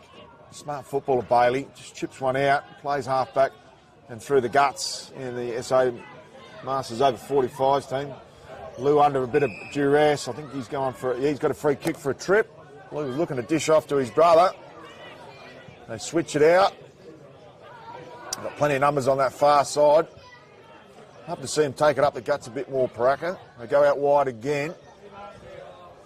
And should find the chest on that far side. He's got one on board. He does go there to Barber. He's been very busy, Barber. And he's at true centre wing on that far side. You can just see the machinations going through his brain there, how he's going to spend that ball. Gets it across now. Maintain team possession. This is, once again, Ben Reynolds. So goes on that left foot. Gets it across Barber. Can't quite get it back to us. He does well down below the knees there. Excellent. Now gives it back. Reynolds it is now. Runs inside. Straight in. That's actually a mark from a smother, believe it or not. And the Hills will get out of trouble here. Gee, I tell you what, he's put the Jets on here. Is Chris McComasui. Wow, did he put the Jets on? Penetrates that ball forward. It's the market centre forward. That's how quick this game can turn on. It's Segalis now. Not Stephen type, but Mark type. Gets it down over the top. Bailey couldn't. Don't worry, he's backed up by Emmett. He's around on the right boot. Goes around the corner towards the goals. And, gee, getting down there. Oh, is he going to step it through? He's not. That's Lou. It was Tong Lou that time, and they've got out of trouble here, and that's JJ ball in hand. So they come out to our broadcast position through Reece Kerr. Fast-paced game, even in the third quarter. Taylor, Noonan, what a contest it's been in this third term. Couldn't take it with him. Ball's held up. And we'll have a ball up to centre wing, broadcast side. Real family atmosphere here at the Max Amber Sports Field. Plenty of youngsters having kicks on the side of the oval. Plenty of families involved. Good work by Noonan, had a terrific game. Goes to player in Starling, 60 metres out from home, too far out to score. Goes to the pocket. Oh, great positioning and excellent courage there by Vasal. He goes inboard. They come back through the middle. Excellent mark there by Johnny Taylor. Come out to our broadcast side. Should find a chest there, and they do through JJ. So JJ, they look for a switch again. Not going to hit the target. Some smart work there, ground level by McLeod. Needs a kind bounce there. Robert Hooper couldn't get that. And they should get the ball through Casey. The umpire's playing the mark. Ooh, he's... took it and almost took off. Played on. Has called played on. Sorry, that's McComasu now gets that ball out wide. Oh, that's a great kick out in front of Matty Mays. Will it bounce up for him? He's attracted a crowd. He's going to get around. Short kick and leading out, almost like a lead in football that was, and that's it's not Michael Harker. Paul Woodford. Woodford, is it? He goes now. No, sorry, Harker. Sorry. Yeah, so nice kick now. John Taylor, the tag. So he's just summarising where he's going to go. Into the middle, he kicks the 3-on-1. The 3 win out. 24 is Reece Kerr. Gee, that's a high kick down here towards the flank. Players stay down. That was very smart. And I'll tell you what, player in front's going to get that. That is Justin Smith, just outside the 50. So Smith probably had a little bit too much heat on that kick. Finds the chest of the backman there. We haven't got a number 12 there for the Hills, have we? No. So go out to towards Noonan. Geez, he's had a stack of it. Influential player. Chris Mokasui. He's off again now too. Watch him So, get this, goes across in front of the Mace, screen there. geez, he's sorry. got plenty of pace. Goes to the long sleever in Emmett. Mickey Emmett driving ball to half forward. They've got plenty of numbers there, Hills. Players just get that sun in their eyes on that far side. There he is, Smart he's work back there at by the- Watkins. Goes to Noonan. Gives it everything. Has he got the distance? No, he drifts to the right for a minor score. Did everything right there, Noonan. He's had a stack of it. Just got that extra bit of polish than most out there, Tony Neal. Tracked him from the half back line there down to half forward, and he had some fitness going. I think he's calling for a cloth or a drink out there now. He's just got the hands on hips as well. Paraka, where they're going to go? They're going to come long to this wing. So that ball swung around. Yep, like the old Stephen unfortunately Kernahan. for Paraka there, and took the player high. So number 7 here is Taras Myerjack, and he's going to have to go back. Is Taras, and have a look who's free on his own just in front of him there is Big Bailey. Andrew Bailey, not going to be used now. Gee, got there's a Noonan lot of on. players. Look at the movement there. That is fantastic football.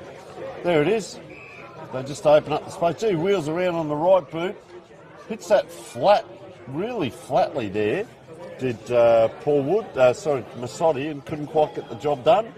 Oh, the player's hurt himself going to get the ball up the hill there. He's done a string. Oh, I think it's no. more the old cramp than anything. I hope so, because he's just gone to go up the hill to get that ball, and he's gone down. He has. Oh, no. I hope it Christian is just Vizal. a cramp and not a knee or anything. No, he's trying to stretch there, but just as he went up on the bar to pick the ball up. Been cool to play on. So they go in the direction of Johnny Taylor. Bailey improvises. Some smart work goes to Lou. Got one over the top, just couldn't quite pop it over. Can they keep it in here, the balls? Oh, Noonan. Some great work. Goes to Bailey, back to Noonan in the 1-2 position. Noonan had probably too much momentum for his own personal liking. They dish it out, so the balls are away. Some smart work goes in the direction of Townsend. The ball just swings nicely for Casey, the David Clayton lookalike. Goes in the heart of the Max Amber sports field. Mays, geez, he's got energy levels unlike no other. He's been on the mother before the game. Goes out wide. Clever mark. Geez, that's a fantastic mark there by Starling. Lays on, goes back to the Chris Mack. Just a little poke over the top. Wasn't our player in question with the cramp earlier. He's back though. Christian Fasal. He's come streaming out from the goalpost. Pops one over. Geez, a clever kick. And great work there to Reynolds. So just hold it up, Reynolds. Just hold it. Getting up there for Fasal again. Hold it up. Oh, wow. And lacking options. He's a bit stagnant there for the balls. Easy pickings in the end there for Carter. Nice grab that. Yeah, very clever. Got a spring-heeled approach there, Carter. Geez, a clever left foot peg. Lovely kick. Front on contact, and he's paid the mark with a bit of a pulling down of the arm. I'm just not sure if Vasile. I saw him running back and I thought, don't go back there again, No, because that's where it happened. He's on the 8 count. Taking himself off, so I So hope Matty he's Paul, okay. Matty but Paul, the mark, playing the mark 40 from home. Clever little chipper. Oh, Mays drops an easy mark. Oh, Didn't no. want to bend the back. Mickey Emmett had more time than he thought, and there'd be no bragging rights there today for Mickey Emmett. And unfortunately, we did have a bit of a laugh at Christian Vasile, but that's not good to see. He has come off the ground. He's going to. He took himself over to that point post, got off, and he's going to come past us here. I hope it is just cramped though for the young man, as that ball in play on the far side now, up and down, and that is Craig Carter. Couldn't quite get it done. Good defence there by Pooraka. It's been that kind of day. The two ruckmen, well, that's interesting. Two ruckmen haven't left the centre circle as we speak, Matt. They're a kick behind the play, right out here in the middle. That's Big Ash Townsend and Sean Casey. So they're just letting the ball go around them like circle work, and they'll just come in when they're needed. Gee, fast tweaks there. That's Chris Mack. Gets it in. Paraka turnover. Will they do circle work, come out the other side of the ground? They will. Kicked it too far. He's made his teammate work here. 2 on to 1. 2 on to 2 now. Just puts it out. Puts it to advantage of the Hills. This way, that way. On hands and knees. Paul Woodford working hard. Oh, big collision there. Round the corner. Oh, lovely. And player in the goal squares. Let it go through the Dukes. Oh, here we go. Round we go. And that is Nick Starling has he might have actually pulled a muscle here, I reckon. Vasul, as he walks past, just hobbling past. He has us. definitely done that hamstring. I think he had cramp earlier, but that last contest he came streaming out. I think that's when I learnt a little bit on the ping side. Big shout out to my taxi driver, my Uber driver today. His name was Ping from China. Oh, there you go, man. So, Mighty unfortunately, effort, mate. deja vu. The suburbs of Melbourne to get back here to commentate today. Because heading over for a little bit of a family jaunt and a couple of AFL games, mate. Fantastic. And then you come back to, here's the cream of the weekend. Probably the best games you've seen of the two today. Masters SA. So there it is, three-quarter time here at Max Amber Sports Field. Been a brilliant doubleheader so far. We'll bring back the final quarter of the game between Pooraka and the Hills after this break. What's going on with that segment?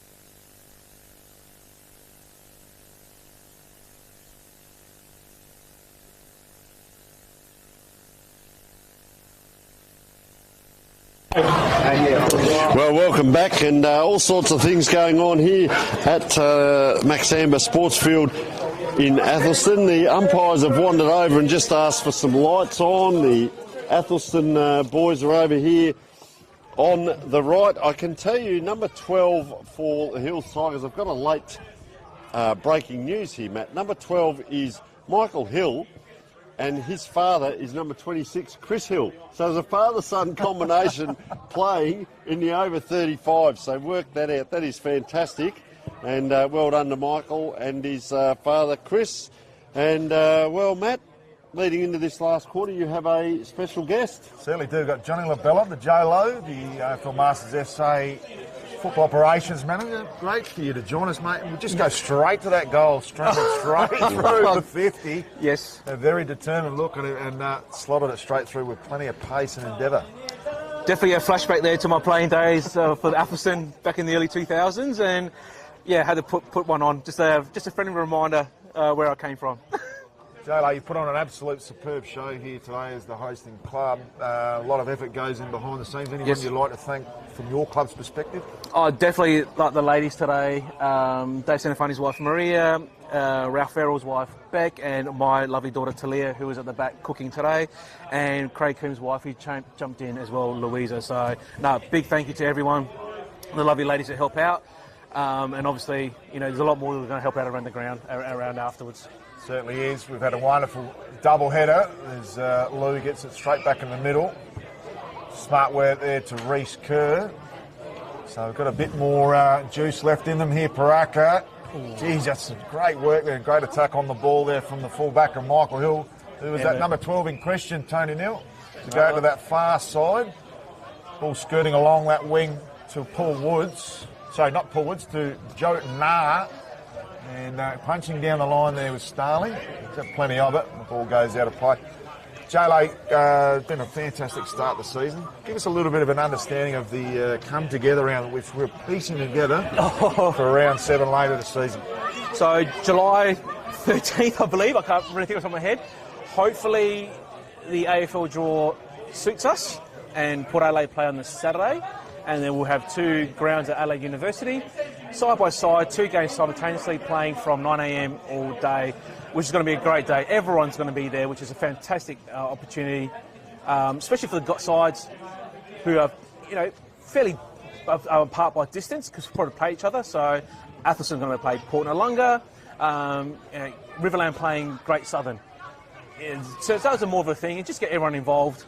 Just a great opportunity for the community to get together, get to see each other, have a laugh, and more thing, have a laugh, have fun, have a beer, have a snag, get the families involved as well. So Masodi goes short and finds Noonan. No, Pyramid, sorry. Yeah, so Pyramid does love a goal we mentioned earlier. And I think he did snag a couple for the SA over 45s team against West Australia last year. Loves a goal. And should slot this through. Probably get someone taller on the mark if they were smart there, Matt.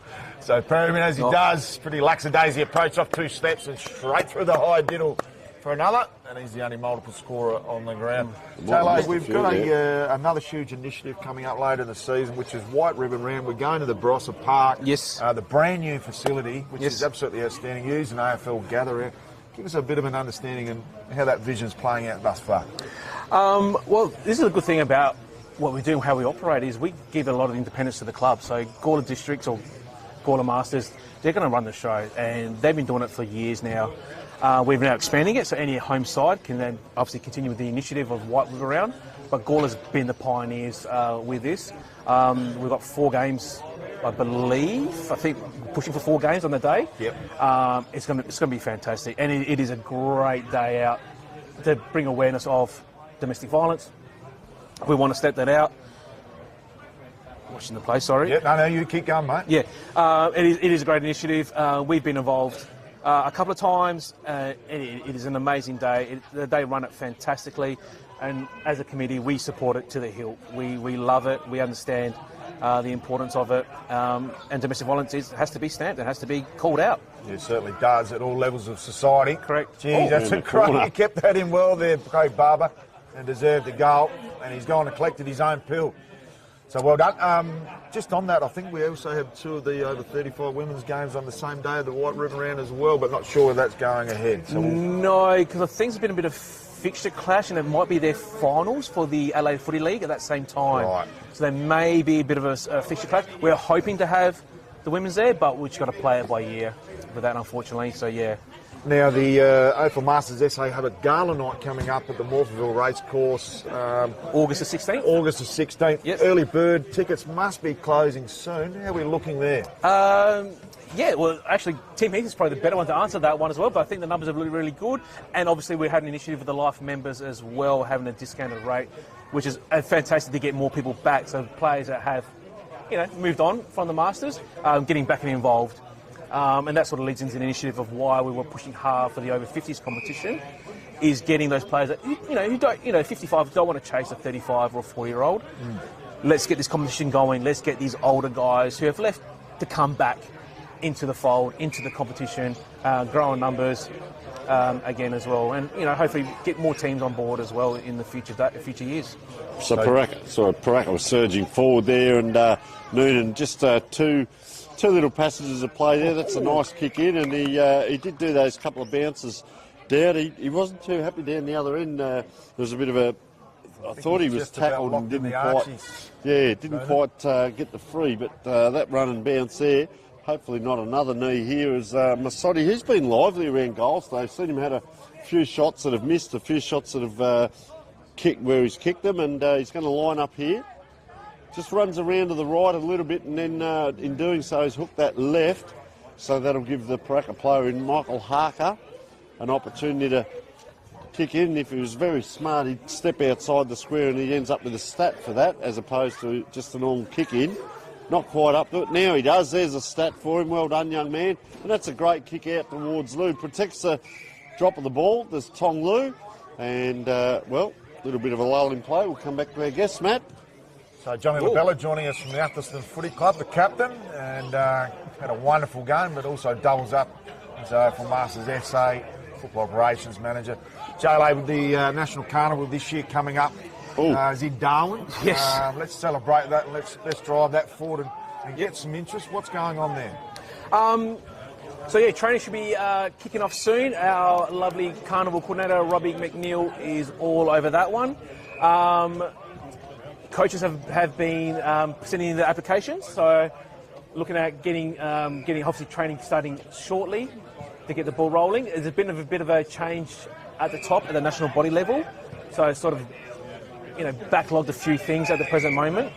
But look, we're ready to go. We're looking forward to it. We have got Alan Hall from Gawler as well, going to be our head trainer this year. He's starting to get in contact with the local clubs in Darwin for help with trainers and water runners, because it's going to be very warm and humid up in Darwin. So hydration is going to be the key. Water hydration, not the other hydration. Paul Chalor just getting the ball forward and turn over here to Hills Tigers. So just...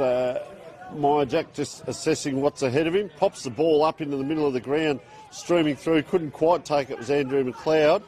Gee, is it tunnel ball by Mickey Emmett? It's not, it's burst forward here to the half-forward line.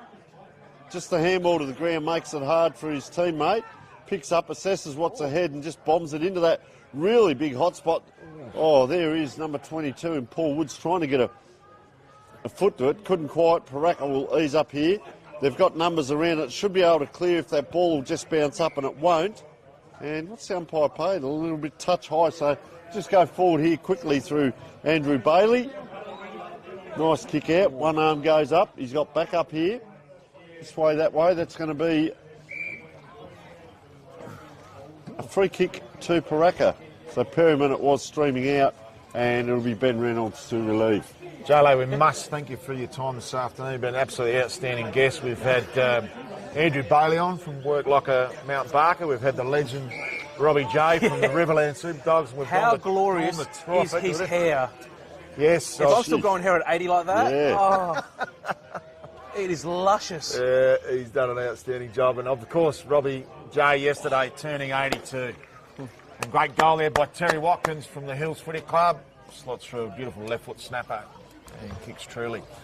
No, it's been brilliant having you on board, J-Lo, and we wish you and the Athelstone Raggies all the best, and more importantly, AFL Masters SA as we continue to go from strength to strength and really delivering on a lot of our strategic directions this year. So thank you very much for joining us. No problem. Thank you so much. Enjoy. Beautiful. We've got John Labella, the AFL Masters SA Football Operations Manager, also doubles up as the Athelstone Raggies Masters Captain. Had a tremendous game out there, running through and streaming through the middle of this wonderful ground, which is the Max Amber Sports Field. Been a fantastic afternoon of footy of this double header. And I think we're about halfway through this final term of the Hills versus Paraka game. And Casey up against Townsend. Townsend rips it out the middle, gets a left foot peg on that one, goes straight towards Noonan, who's this quarter confirmed that he is the best player on the ground, albeit that tackle for holding the ball. So some excellent work. Ball comes out to Marty Paul, goes for a switch. Over the head there of Chris Mack, just sort of holds the ball out, just dazzles his opponent. Little chipper over the top, clever kick. A little bit dangerous, and then goes to Noonan, gives it straight up. So they're out again here, the Hills Tigers, running through Woodford. Good work there by Townsend to improvise. Big man trying to pick it up, just pokes it forward, uses the body, goes to ground. Casey couldn't get involved. Pure weight of numbers here. Mays gives it back at a 1-2 to Woodford. Woodford just goes with the one over the shoulder. Geez, that's a great hit off the ground there by McLeod. Still trying to clean it up. Goes to Lou. Interesting kick to the middle, and it's chipped in. Just watching the big ruckman here, might have done a thumb there as Ash Townsend. He's actually limping, but he's got a sore arm. Worked that one out, but no, he just went over and he's just having a look at his arm there. In tight there. Well done by McLeod. He hasn't given up all day. He's had a great battle out there and, just held up what was looking like a very encouraging attack by the Hills there. So just checking the hand here is Ash Townsend as that ball goes up, down.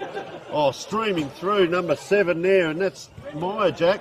Around it goes, bounces it through, does Masotti. He's been promising it up forward all day long, bouncing goals through, kicking them up high, whatever it takes, but he's had a fair few shots today, and that's good work. As it's interesting here, the interchange is quite good though. It's like the old days, you just walk off wherever you want on the ground. There's a player just walking off in the forward pocket here.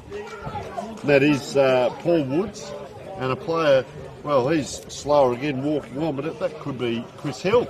I think he's clocked his card. Now he's got a trot on. He's heading to the goal square. Don't you liven up when those big goalposts come up in front of you. So Chris Hill's come into the forward line, and Paul Woods has got to walk past the opposition interchange here, so that'll be interesting in itself. As they're out again here, but Paraka, well done, backing up. That ball was up in the air, player couldn't take it, just stops in front of the ruckman there, and they're away here, Paraka. Looks good to see, good running. Oh, streaming out, look at the Hills player come out, but I'll tell you what, fortuitously around the corner, the little snap, the Mosquito Fleet. Gary Angry Anderson couldn't quite get it done, couldn't believe his luck when it came to him. Brought back days of the old Carlton, the Mosquito Fleet. There were 7 or 8 of them, and a bit of the Vinny Cotoggio about him. Couldn't quite get it done, so they're out here, the Hills. So good work there through Carter. Goes with a driving ball, bit of a helicopter in the end, and well read by Tong Lu. Not quite sure the 25 metres is a driving ball, Matt. But well, driving at this level, it was driving into the wind. So Lou's been asked to play on all sorts of bother. Oh, and just a searching handball with the Benny Hill music on full volume at the moment. Ball goes to Bailey, clever player, just wheels and deals, goes in the middle to Perryman, awkward bounce for all comers. Good body work, excellent work there by Lou, Tong Lu. So still plenty of pace left in the game. The players going down. Yeah, well, there should be cramp here, there and everywhere. They play it immediately, got to play down the line. Good punch. Gee, it's been some fantastic contests. This one should beat all comers. Manages to stay in and rolls away from Barber at the pivotal moment. So almost coming to a close here. Second game of this doubleheader. We'll get Tony Neal to prepare himself for the post-game interview and to give out the Archie Footwear, best on ground honours. Big thank you again to Work Like a Mount Barker Sports Interactive, Dartfish, filming footy, and Archie's as previously mentioned. So quick kick out of that contest. Geez, it caught rain up there, went that high. Going to get a second lick at that ice cream there, Nick Starling. Wheels, deals, gets mowed down at the last moment. Quick kick off one step and goes straight across the face of goals there for Terry Watkins. And maybe it did go through for a minor score. No, maybe on the full. So we're almost done there. Mick Morse will have the kick-in duties. No, he's giving those away. He's the closest player. He should have taken the kick. So they go with a long ball from Harker. And that man again, Noonan, he has been super impressive this afternoon. Nice little pop over the top. Couldn't make the player that he was intended target. Some strong work here by Paraka, just trying to maintain their composure under a lot of duress. Bailey reads it well. Clever goes out the back. Geez, some heat still out there. They go back again to Mickey Emmett. Always has plenty of time. Not his best kick from this afternoon, Mickey Emmett. He might have to chase it back down. So ball is going backwards to Woodford. Woodford on 1-on-2. And umpire says my ball, thankfully.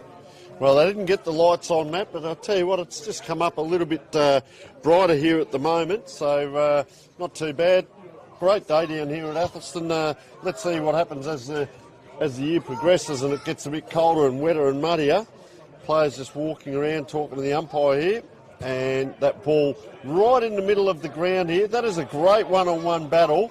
Emmett comes in, tries to mop up, another great tackle. Strong work in there by both teams, and they're giving their all to the very end of the game, and that is great to see by both teams out there enjoying themselves. They'll enjoy a well-earned, whether it's a Powerade, frothy water, whatever they want to do at the end, but great to see they all do hang around and socialise. Tell you what, we've just had a message through Tony. Yes. We've got a viewer, Big Mark Bell. Big Belly's watching the game live from Turkey.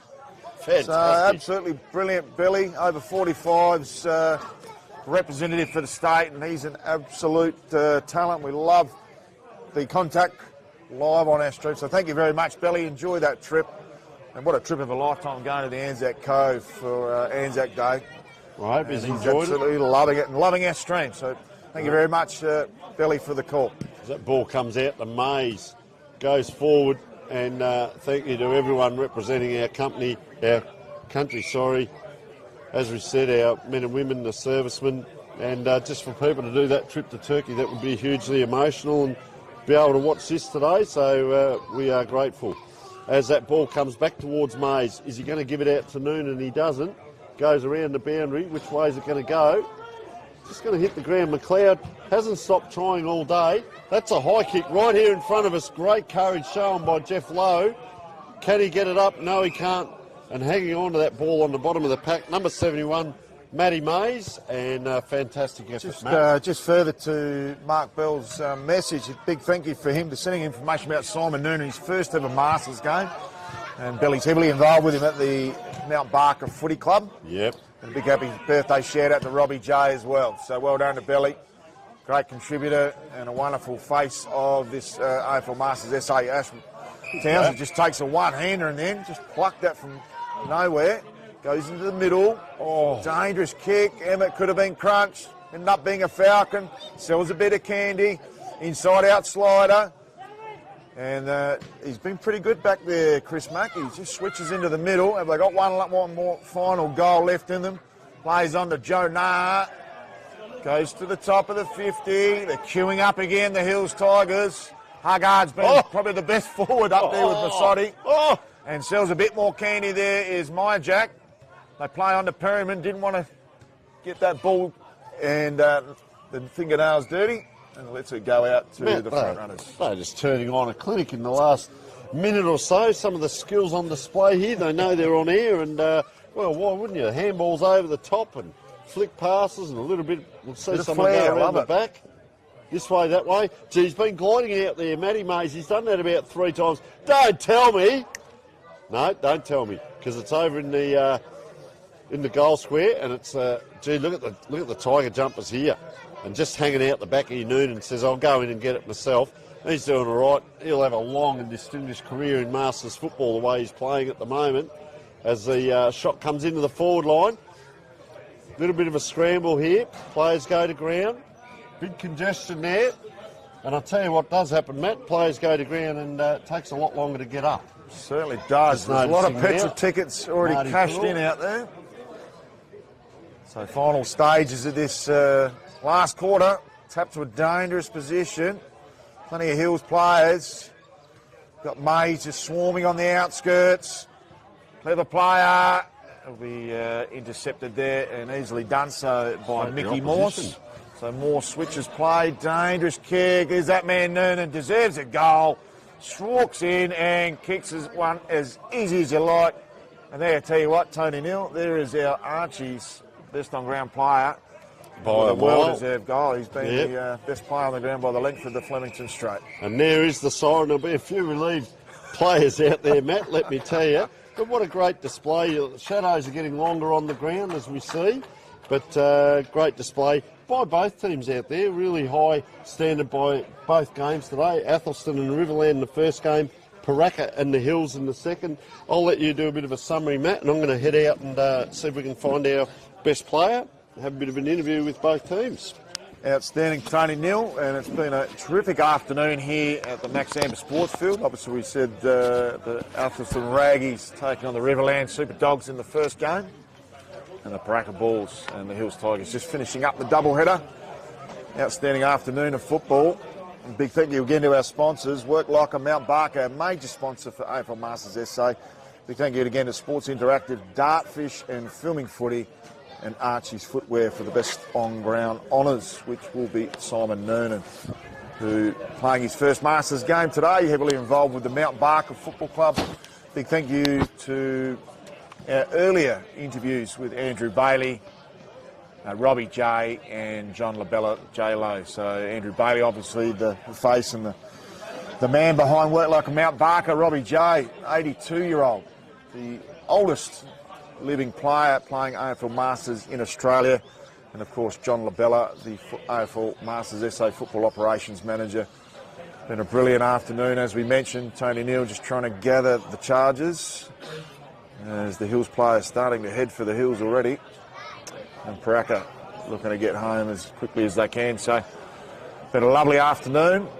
We're coming out to the Hackham Footy Club for round 3 in 2 weeks' time. Before we get there, we're heading to the Hackham Oval next Sunday morning for the inaugural Women's Over 35s competition. Women's football being played in South Australia for the last 35 years. This year is the 35-year anniversary, and it's also this year will be the first ever Over 35 women's competition with teams from North, South, East and West. And they'll be playing at the Hackham Oval, as will the men's Over 50s in the same format, South versus North and East versus West. We're going to go down to the ground with Tony Neal, who's going to conduct our post-game interview.